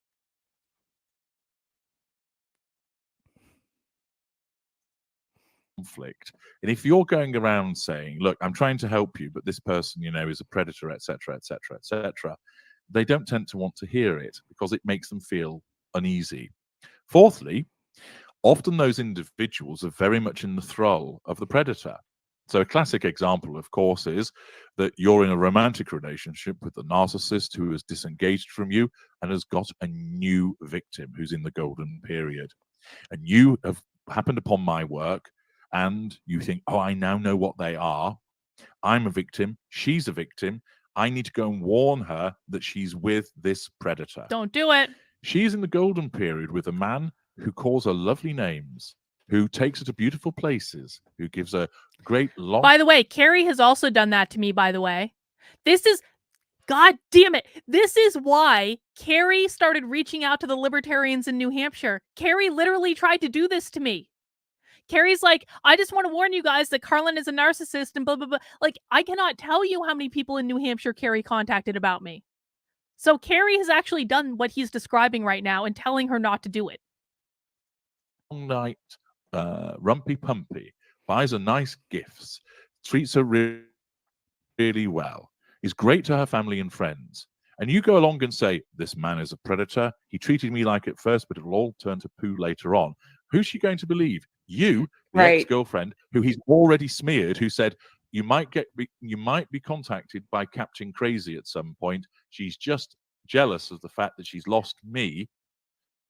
So she thinks, right, I've got this really great guy who I don't want to lose, and he warned me that you might come and start throwing manure around. Yeah, I'm really going to listen to you, aren't I? You're fighting a losing battle. And unfortunately, in those scenarios, exactly, you Keri, have to let that person find out the hard way. You're fighting a losing battle, Keri. You were reminding me of some of the people I asked for questions when I talked to you, of some of the examples they gave where it was this exact scenario where they were the second or third intimate partner of this narcissist and heard all the horrible stories about the previous girlfriends or wives, and then one day found out, hey, this is who this person really is, and then there's future targets or intimate partners, and they're like, it's just not. Why would they believe me? I just need to quit thinking that it's my duty to warn. Well, there's so many difficulties with it. First of all, it's a breach of your own no contact regime, because what are you doing? You're interacting with the narcissist, quite possibly by confronting them. You're talking about the narcissist with other people, trying to warn the victim. You are doing things in relation to that narcissist, perhaps accumulating evidence to show this person, you're thinking about them. Oh, Keri's done that too. Breaches of no contact. So first of all, you're not doing what is best for you. Furthermore, you will then come up on the narcissist's radar, and the narcissist's control will be threatened. So the narcissist will then lash out at you. Stay away from me. You can't handle the fact that I binned you for being a crazy person. I've got a good relationship here. If you don't stay away, I'm going to get a restraining order against you. I'm going to involve the police. You're a crazy cow. So then you get more and more worked up by those false accusations being leveled at you. Thirdly, the new victim is not going to listen to you, because they don't. And so you are going on a fool's errand, which is detrimental to your own interests. And Yeah, hard as it Keri, might be, fool's your errand. emotional thinking is saying, I care about this person, but also I want this predator exposed, and it's only right that they be exposed. It isn't your job to do it. Yeah, Keri. Your job is to defend yourself. And some people might say, well, you know, HG, that means that these people go through life doing it again and again and again.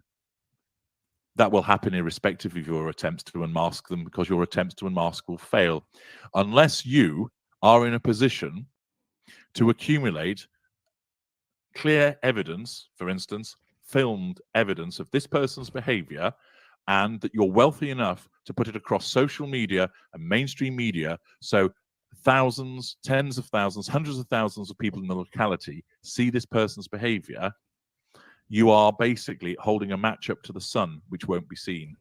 And the problem is that people will just say... And by the way, Keri actually has gotten millions of views on lies that she's spread about me on social media. She has actually done this. However, Keri is so bad at smearing me that most people don't give a fuck what Keri has to say. And thank God for that.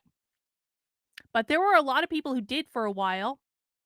Keri tried very hard to destroy my community.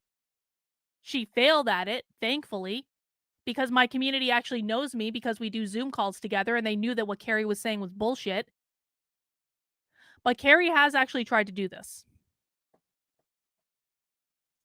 Get it, you know, there's two sides to every story, 6 of one, half a dozen of the other, because they don't understand narcissism.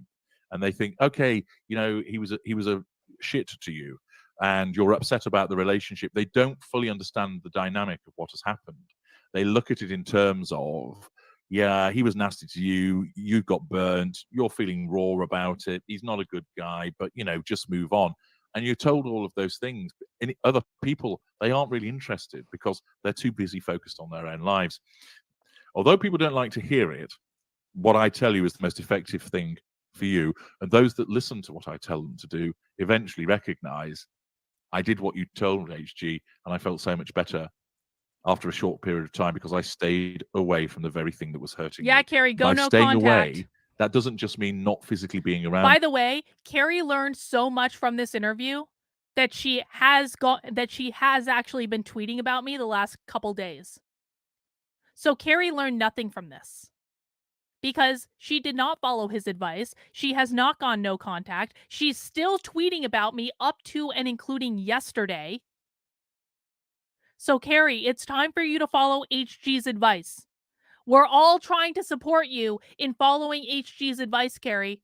I have an entire chat full of people who I'm sure right now will support your no contact regime against me, who will tell you that the very best thing that you can do in order to relieve yourself of the so-called narcissist in your life is to just stop talking about that person, stop interacting with anything talking about that person, and leave it alone and focus on your own fucking life.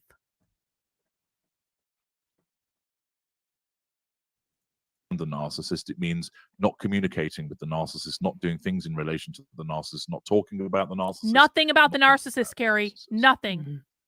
Nothing. I have a follow-up question to that. Oh. This is from someone who co-parents with an ex who is a narcissist.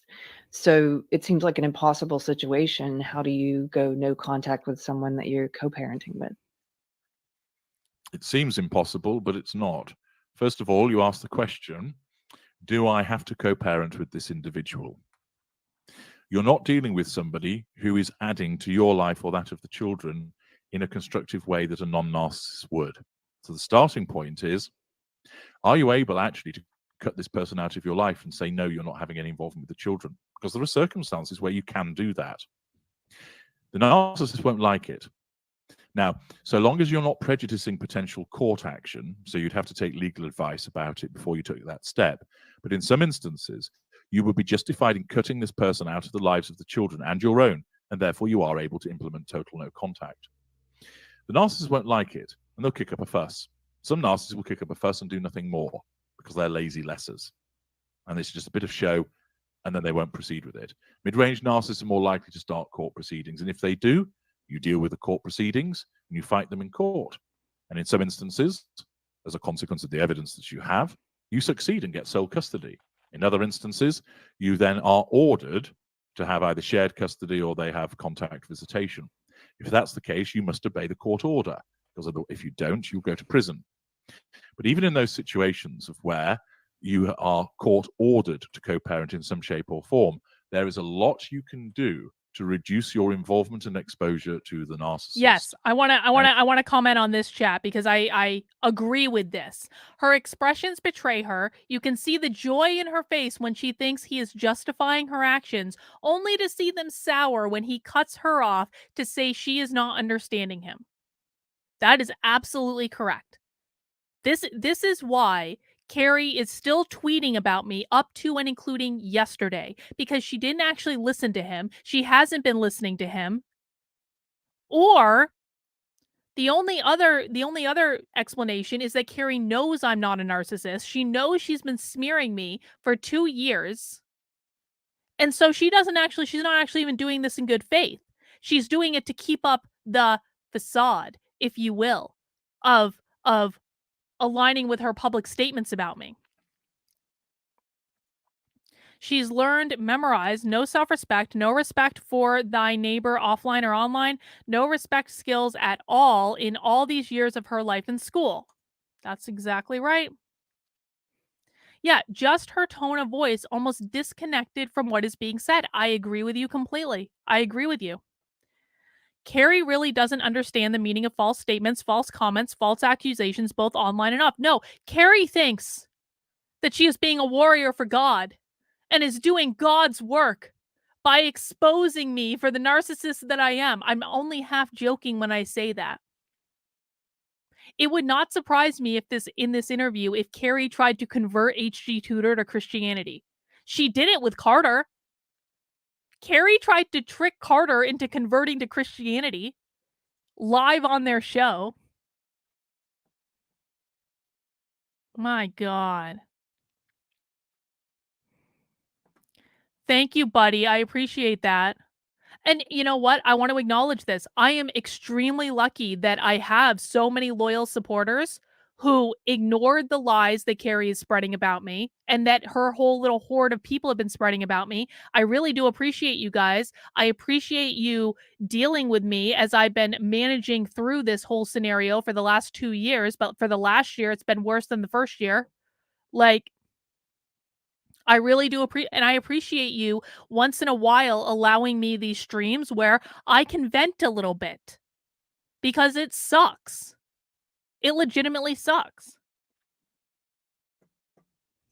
It's a huge topic, actually, Keri, and I have a specific assistance package that deals with this called How to Co-Parent with a Narcissist. I love how he's so unapologetic about selling his steps stuff that you can take to either achieve total no contact with. One of the things I love about HG Tudor is just like how unapologetic he is about grifting. And I don't actually think it's a grift. I don't think he's a grifter at all. I think he's actually providing a service. But like he's always the very first person to say, I have a package that you can pay me money for, or you can buy a consultation, or like any of this. It's like he is so unapologetic about selling. And that's just very refreshing in this environment where everyone's like, grifter, grifter, grifter, grifter. He's like, I'm unapologetic about making money. I don't care. I'm doing this to benefit myself. And I'm like, yes, more people should really be like that. The narcissist, or if the court order prevents you from doing that, the steps you can take to minimize your exposure with a series of very practical tips to help you. I also have another package called Child Defender, which helps you protect your children against the narcissist where you have a co-parent situation. Both of those can be found in what I call the Knowledge Vault, which is in the menu bar at narcsite.com. But in essence, whilst it's often seen, and it is probably the hardest situation to have, having children with a narcissist, it is not an impossible one, and there is much that can be done. And my materials set out the steps that can help you, and I've helped thousands of people through consultation deal with such scenarios. That's one of the most interesting things I think that you do. So you have a ton of free material and videos on your YouTube channel. That's how I found you. But you also you do paid consultations with people about their specific problems. And then you have all this other content that people that is paid content that people can access. And that's right. So there's a sort of multidisciplinary approach to it in terms of, as you've rightly mentioned, videos, 3,400 of them covering so many different aspects of narcissism. So you can really go down the rabbit hole with all of that material. Then I have several thousand blog articles for those that prefer to read. And then if you want to speak to me, you can arrange a consultation. And then you can utilize things such as what's called the narc detector to determine, are you dealing with a narcissist, and if so, which type you are. And then in the Knowledge Vault, there's over 200 products that deal with various aspects of the narcissistic dynamic, understanding yourself, tackling emotional thinking, how to stop hoovering, understanding what a malice campaign is. So there's a wealth of material. Yes, Keri, you should learn what a malice campaign is. But isn't particularly expensive, and I often discount it. I know I only have you for a short time, so I did want to touch on some of the very popular series you've done around current events, things in the news.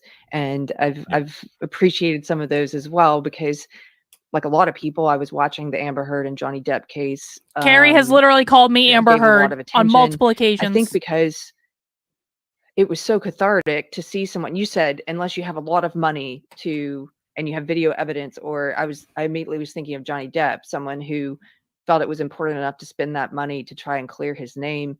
And you did a series of videos on Amber Heard. Can you talk about a little bit about her and Meghan Markle and why people are drawn to these stories? Is it because it's cathartic? People are drawn to them because part of it's salacious gossip, that you're getting an insight into people's behavior of the rich and famous. This is correct. The curtains. For some people, this is absolutely why Keri is doing this. Own experiences. Whilst I find Harry's wife, as I call her, the Duchess of Industrial Beige, an actual very boring individual, she's fantastic in terms of enabling me to talk about narcissism, because so many people are interested in her. And I find it, of course, quite an interesting indictment on human beings. And that, for instance, I will make a video again about Vladimir Putin, who... Hang on, I want to acknowledge Buddy's chat. Buddy said, Carlin, no matter what you believe, the most important thing to be is authentic. The world is lacking in sincerity. Buddy, I absolutely agree. I absolutely 100% agree with you. And actually, one of the things that I said when I started this, when I really committed to doing this YouTube thing, was I said, you are going to be unapologetically authentic no matter what. And that has not always been to my advantage, by the way, because, a lot of people just listen to content that will tell them exactly what they want to hear. And so times when I've been authentic, or I have shown emotion, because I do believe that part of being authentic is, quite frankly, to show emotion, showing the ups and the downs, the highs and the lows, the goods and the bads, because no person is perfect and no person has a perfect experience. And, I really so appreciate that you say this, because like I've really tried to bring authenticity, and it has not always been easy, and it has not always been to my advantage, but it was the thing I said on day one that I was going to do if I committed to this YouTube thing. And I don't have any regrets. There are videos that I've done that people will say, oh, that's embarrassing, or they'll clip things out of context to make me look insane. There are so many videos on YouTube, like deliberately trying to make me look insane. And I don't regret any of it, because in that moment, I was absolutely authentic to where I was at that moment. And I've always viewed my channel as, no, this is incorrect. She talked about me yesterday. Wrong. We'll talk about that in a second. But I've always viewed my channel as a place that documents my experience. I'm not a journalist. I'm not doing like what Tim Pool is doing. I talk about the news, and I talk about society, and I talk about culture, but ultimately this is about documenting my journey, my red pill journey. And that's going to come with different varying degrees of emotion, and I've really been committed to trying to maintain that. So on Keri's Twitter, you have to look in the replies. I document absolutely everything that Keri says about me on Twitter. So this is patently incorrect. If Keri retweets anything about me, then that counts as talking about me. If Keri interacts with the account that is stalking me, that counts as talking about me. If Keri replies to other people's tweets talking about me, that counts as talking about me. So I don't know if you're a troll or what. You're probably one of Keri's horde, but you need to look in Keri's replies. And Keri retweeted something about me yesterday. Yesterday. In fact, why don't I just prove it? Why don't I prove it right now? Let me show you. You want to call me insane? I will show you exactly and precisely what Keri retweeted yesterday. Chrome tab. There we go. This is Keri's Twitter page. I don't know why Keri has selected a profile where she looks like depressed, but I guess to each their own. We go into the replies because we always look in the replies. Hang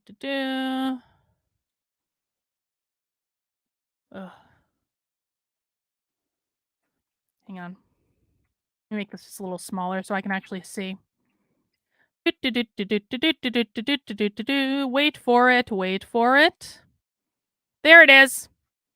Adam Krigler tweeted yesterday, Carlin B actually called me psychologically abusive. That is rich, which, by the way, I did not. Emphasize sent in a super chat on my stream about Tim and Adam, where Emphasize called Adam psychologically abusive. And then I said that Adam was not psychologically abusive. But Adam lied anyway, because that is what Adam does. And Keri retweeted it. That's yesterday. That's from yesterday. Let's keep going. Because Keri talked about me the day before, too.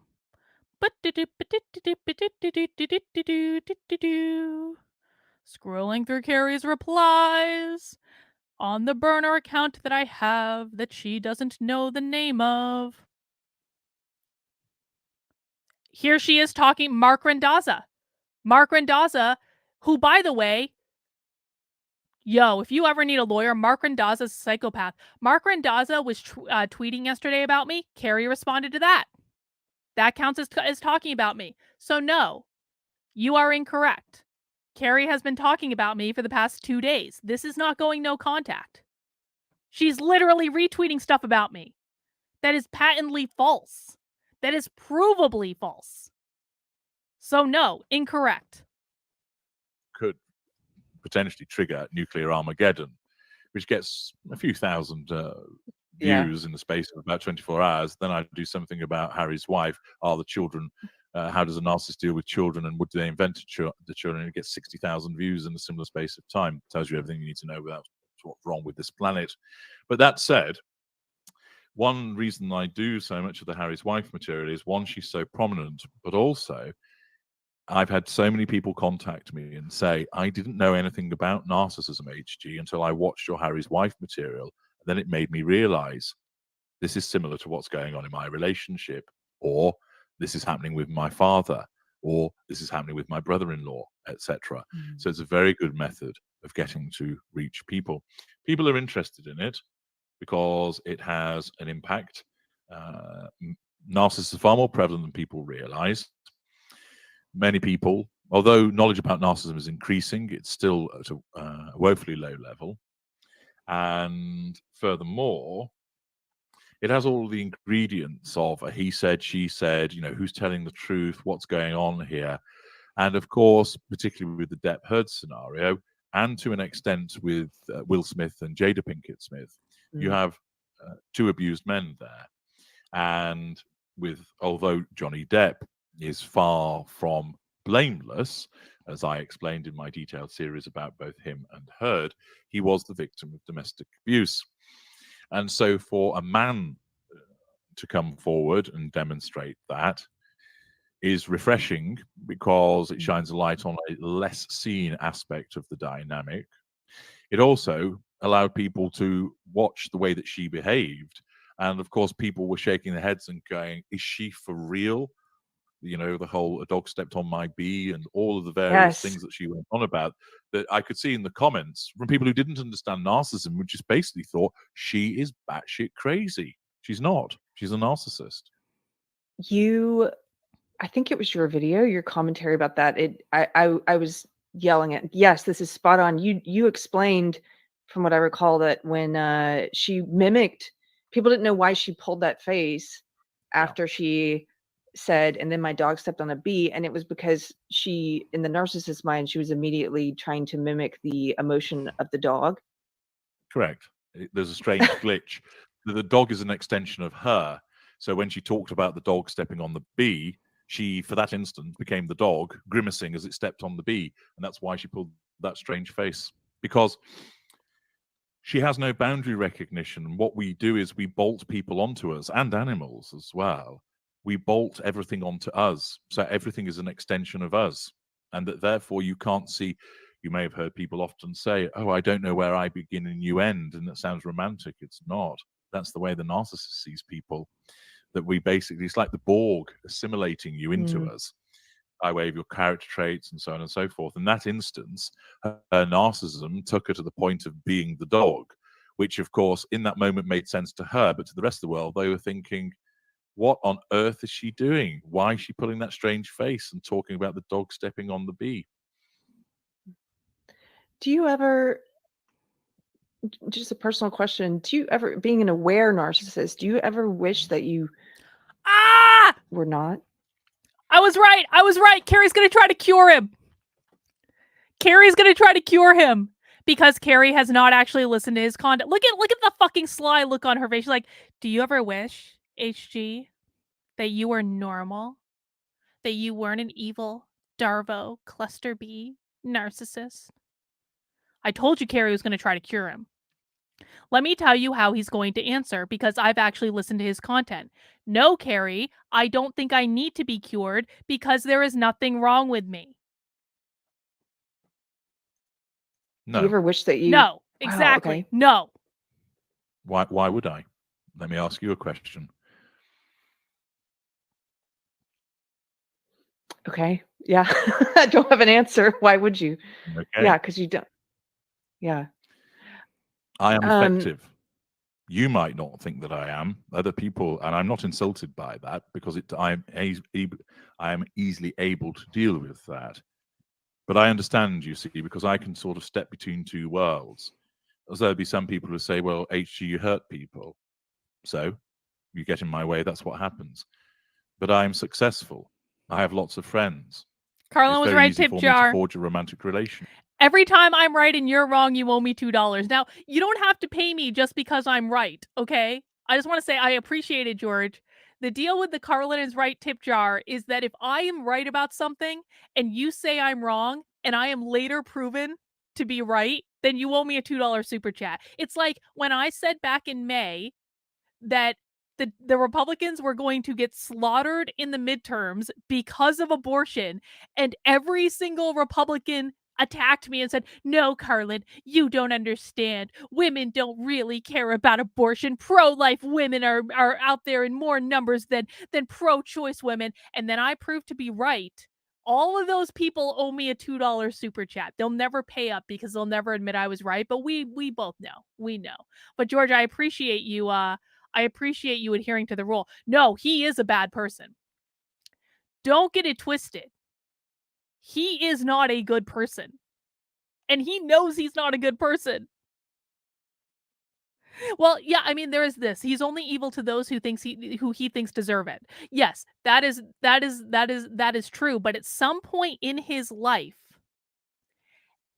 he is going to think that everyone that he is like ever spoken to is going to deserve that type of evil.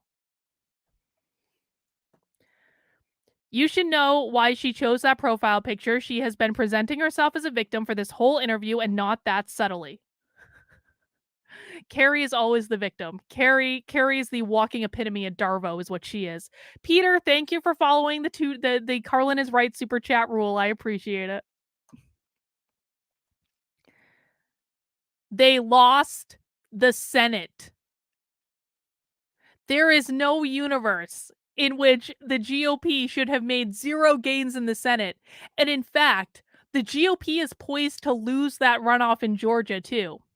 Because, by the way, just so people who don't know, because you don't follow libertarian politics, Chase Oliver in Georgia did not pull votes from the Republicans. Chase Oliver pulled votes from the Democrats.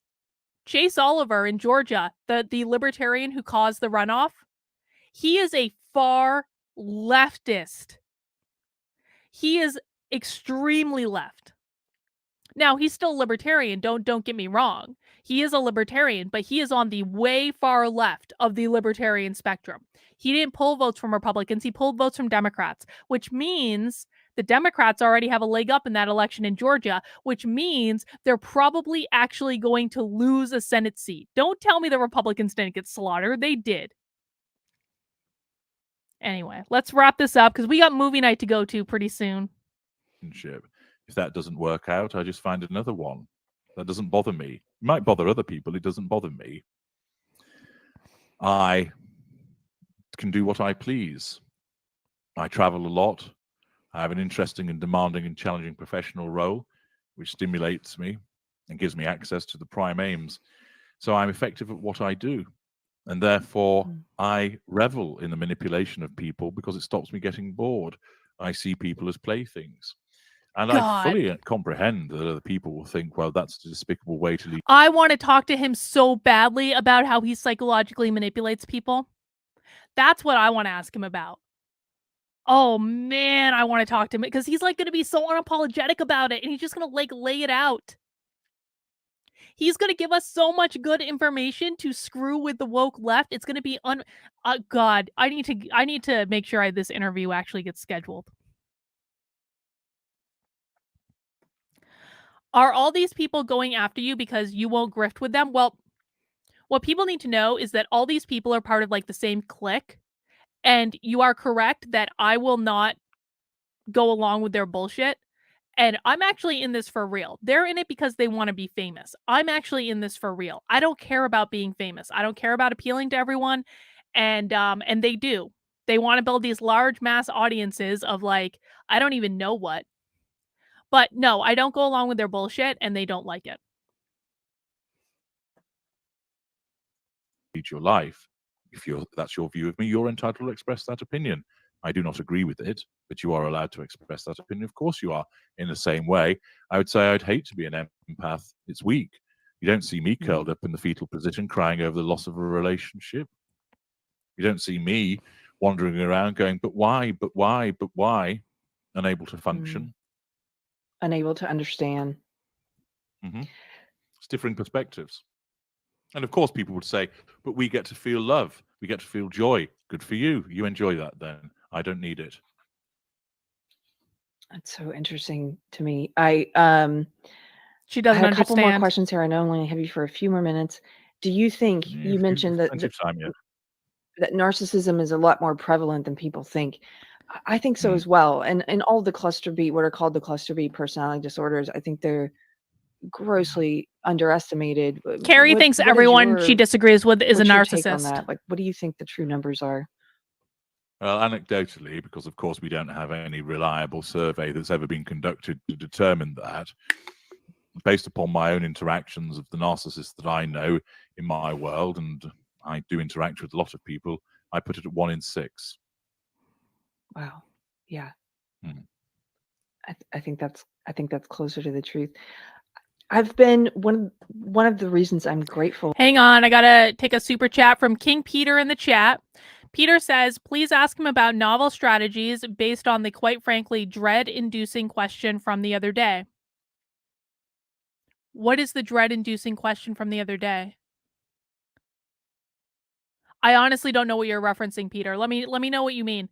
But no, I mean, if I end up interviewing him, it'll probably be next year sometime because like when I was emailing with him, he said, my schedule is congested in the ambers of the year.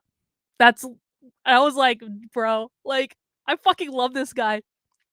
No, but I don't exactly know what you're talking about. I also just want to say to Amanda, libertarianism is a grift. Yo, if you think that people become a libertarian to grift, that's retarded.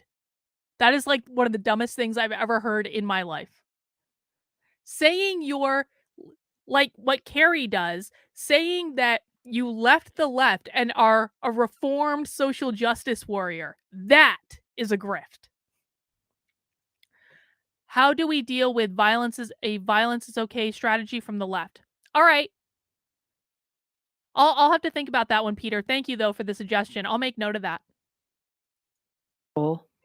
for having to learn more about narcissism, for having had people who I suspect are narcissists in Me? my life at different times, is because I think it's helped me understand things on a macro level more. And this relates more to maybe the stuff that my No, audience Keri, you that understand we nothing usually more. talk about is No. once I understood how an individual narcissist functions or understood it better, it was easier for me to then understand a little better different sort of psychopathic ideologies they might be described, or to understand politicians better. And I'll give you an example. When I heard Justin Trudeau calling the truckers who were protesting for their right not to have to take a certain medical intervention, calling them the authoritarians, that to me immediately I thought that's Darvo. That's deny and reverse victim and offender. And do you think that there's even if someone doesn't need to know this for personal reasons, do you think that there's a benefit for learning about how the different cluster B personality disorders and how narcissists operate? Does it have any? Absolutely. There are two layers to this. Most people, of course, come across it as a consequence of personal and direct involvement with the narcissist, usually in a romantic setting or a familial one. And they can't make sense of that person's behaviors, and then eventually they stumble upon No, work she about doesn't. narcissism, and At all. it starts to click for in them. any way. But even if you've never personally experienced it, so you've not been in a romantic relationship with a narcissist, or there isn't one in your family, knowing about and understanding it is a very powerful weapon to have, because it'll enable you to make sense of that customer that you had who you just could not satisfy, and that you bent over backwards, where now you'd realize, I should have just given them their money back and left it at that and ceased all communication with them. That difficult neighbor who was always going on about the overhanging branches from the apple tree that you couldn't get to see sense, rhyme nor reason. Now you realize that the pattern of behaviors are commensurate with that of a narcissist. And again, what you ought to have done was either use the law in relation to them, or just no longer try and reason with them, because it got you nowhere.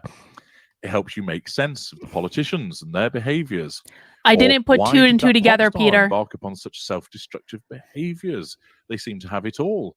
And then they went around pestering and the whole sort of hashtag Me Too behaviors. It really does give you the keys to understanding much of the world.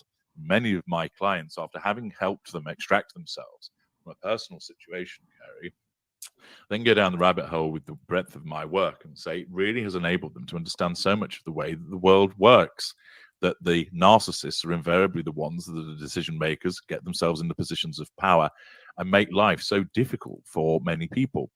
It's also, in the interest of balance, of course, many of my kind that enrich the human experience because of our drive through all the prime aims of fame and power and money, that we create things, that we're innovators, that we create fantastic works of art and literature and music and so forth.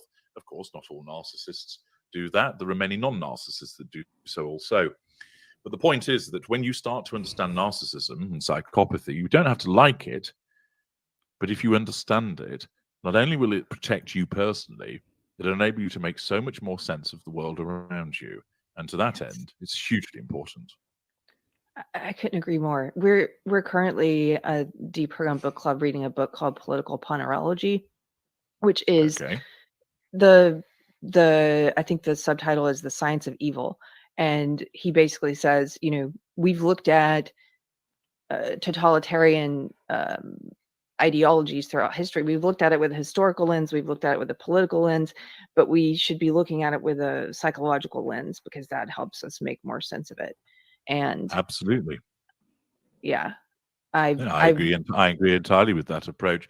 You want to understand what drives an individual. Keri's problem is that she lives in a world that exists almost entirely around confirmation bias. So what Keri does is it's not an honest search for the truth at all. Keri starts with the conclusion, and then she works back to specifically cherry pick evidence that supports the conclusion that she's already come to. What Keri does not do is look at the full breadth of evidence, analyze that evidence from multiple perspectives, and then come to some conclusion based on that analysis. She starts with the conclusion first, and then she cherry picks evidence, many times even taking it completely out of context, that support the conclusion that she has already come to. That is the problem. When you are analyzing people and situations, you can't make value judgments based on whether you think something is good or bad, or right or wrong, or better or worse. One of the reasons I was able to call 6 months ago that the Republicans were going to get slaughtered in the midterms, which was not, by the way, my preferred outcome, was because I disconnected myself from the outcome. I looked at the evidence I had in front of me and said, this is what the evidence shows is going to happen. If I'm hearing from women all over the place that they voted for the Republicans in 2020 and they will never vote for the Democrats again, if I, as a person who came up on the left and understand the impact of repealing Roe v. Wade, if I have all of this evidence in front of me, there was no possible conclusion that I could come to other than the Republicans are going to get their asses kicked in the midterms. Now, what a lot of people did and why a lot of people were wrong is they started with the conclusion of the Republicans are going to win in the midterms and it's going to be a slaughter because that is what always happens, which generally is true. When you have a party that controls the White House, the Senate, and the House of Representatives, generally speaking, that party will get slaughtered in the midterms. And so a lot of people started with that conclusion, and then they cherry-picked evidence that supported that conclusion, and then they lied to their audiences for months and months and months and months and months. I didn't start with the conclusion that I wanted. I started with, here is the evidence, and I have to go where the evidence is taking me, regardless of whether or not I personally want that outcome. Because what I want is immaterial. You have to look at the facts right in front of you. Keri doesn't do that. Keri starts with the conclusion, and then she goes and she picks evidence that support that conclusion. And that is why she will always be wrong. That is why Keri has misdiagnosed me as a narcissist. Because Keri started with everyone who I disagree with is a narcissist. And I hate Carlin. And therefore, Carlin is obviously a narcissist because I hate Carlin, and therefore she has to be bad. And then Keri went back and cherry-picked evidence that proved I was a narcissist. Now, I am very clear that I have absolute narcissistic tendencies. I am an Aries, for fuck's sake. I will always put myself first. I don't particularly care how people feel about that. And that's just the way it goes. But Keri ignored evidence. Like, I have written a fucking book on mindfulness. I coach people around mindfulness. I do all sorts of shit around mindfulness. I run entire communities where I have like support groups.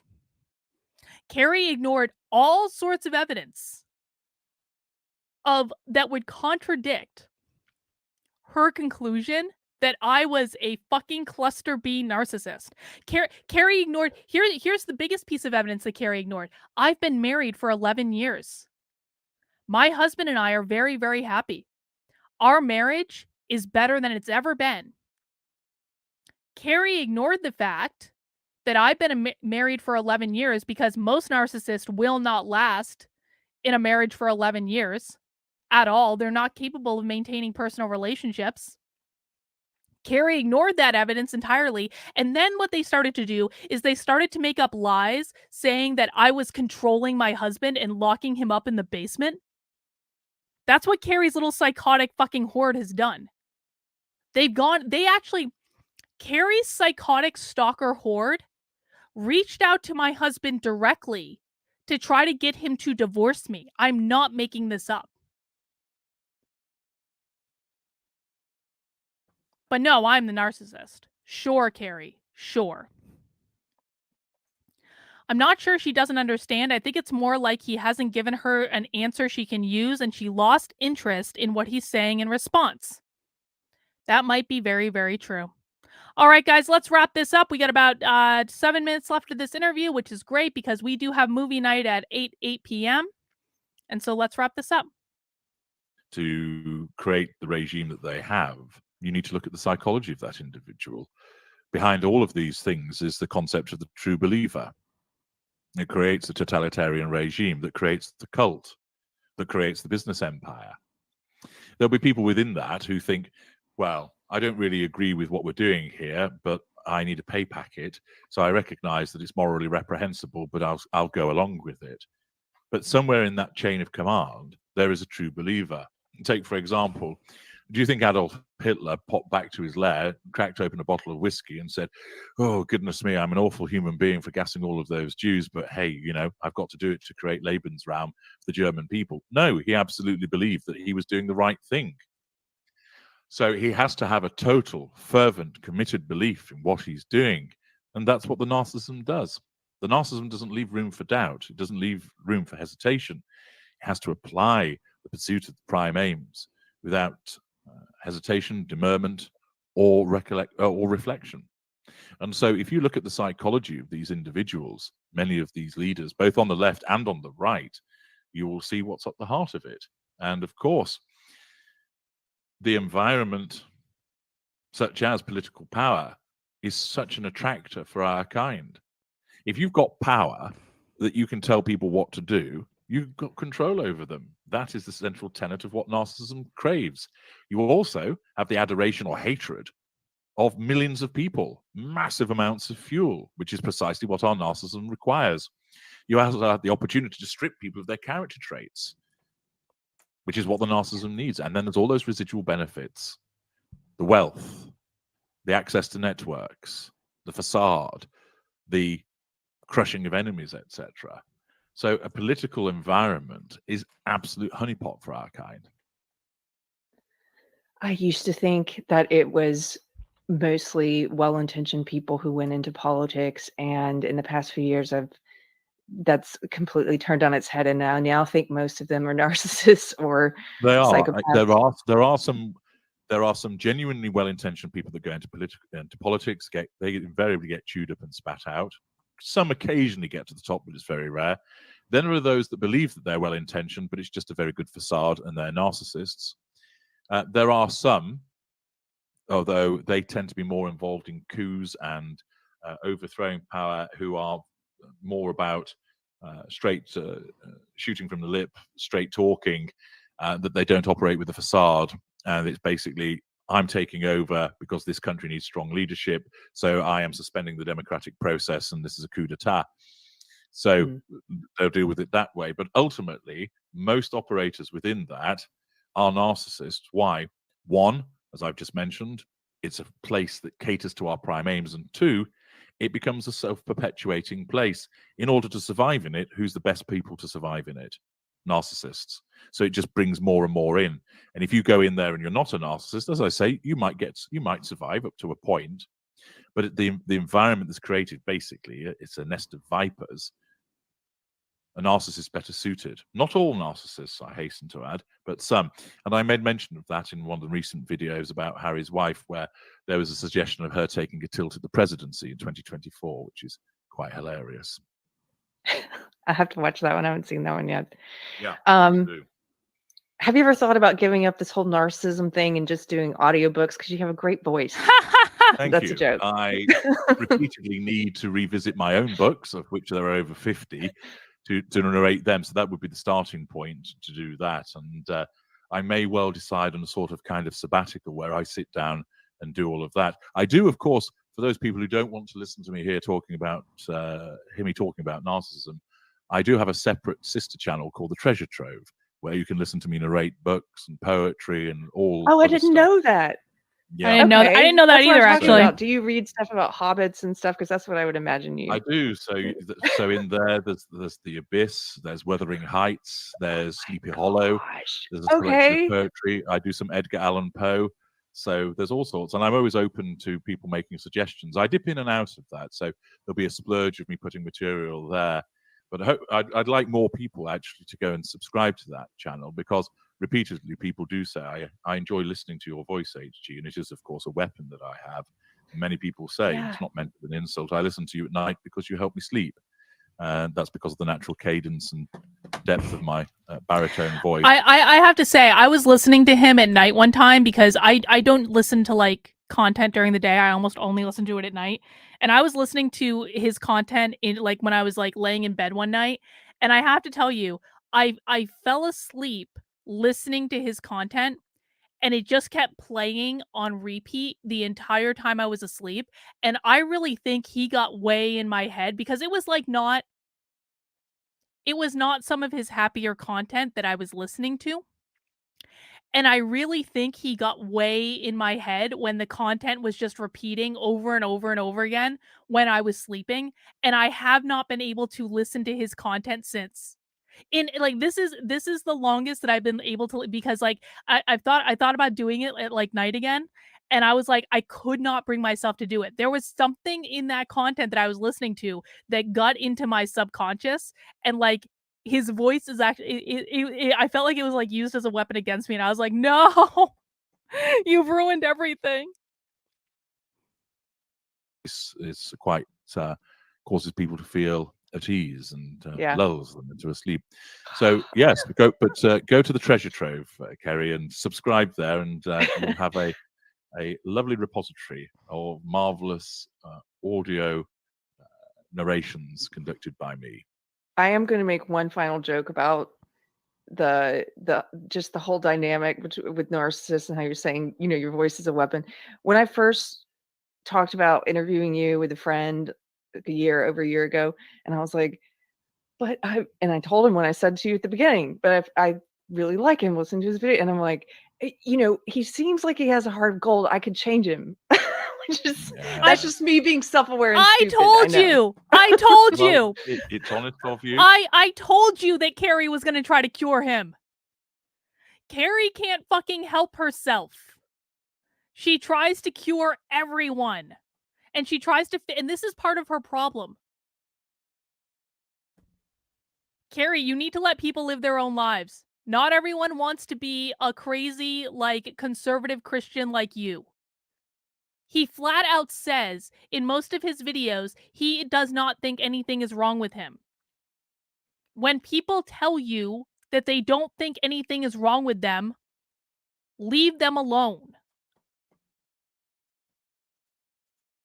And it's important to flag those things and make you realize that those are well-intentioned. I'm calling myself out. But completely misplaced. Completely misplaced. Completely misplaced, Keri.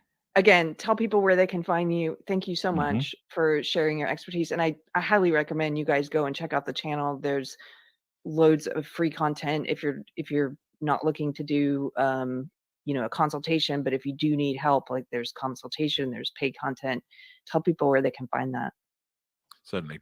My blog is narcsite.com, which is narcsite.com. Wealth of material there, which will give you access to consultations, the knowledge vault, etc. Or you can go to my YouTube channel, which is HG Tudor, Knowing the Narcissist, the Ultra. And as mentioned earlier, there's over 3,400 videos that you can wade in, covering so many different aspects of narcissism, narcissistic dynamic, and learning more about famous and infamous people that are narcissists as well. So I'd encourage people to fill their boots. Thank you, HG Tudor. You're very welcome. Thank you to today's sponsor, the Church on the Square of Georgetown, Texas. Oh my which God. happens to be my church. My church is no longer allowed to advertise on Facebook, which oh, is that's a shame, because that's how I and a lot of other church members originally found them. They've been told that they violate community standards. There's no details there of what that means, but you guys know the score. Anyway, since they're not allowed to advertise, I'm here to give them a plug. You can find them online at thechurchonthesquare.org. This is where Keri has learned to be such a good Christian. You can also find videos of all the sermons and some other kinds of content. She looks like she's in a cult right now. Does anyone else think that Keri looks like she's in a cult? She kind of looks like she's in a cult. You can also join us. If you happen to be in the Georgetown, Texas area, we meet every Sunday at Ken's Guitars. That's Kenz, Ken's Guitars, right on the Georgetown Square. We meet outside right on the square. Sometimes if the weather's nice, you might find us there. You might find us outside in front of Ken's. But if you're local, I hope to see you. Thank you. All right.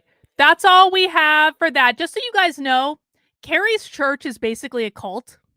Keri once tweeted that if you keep sinning in her church, you will be excommunicated from your church. She didn't use excommunicated, but she said that if you kept living a life of sin and the church had told you to stop living a life of sin, then you will be then fellowship with the church will be discontinued unless you change your behavior to what the church wants you to do.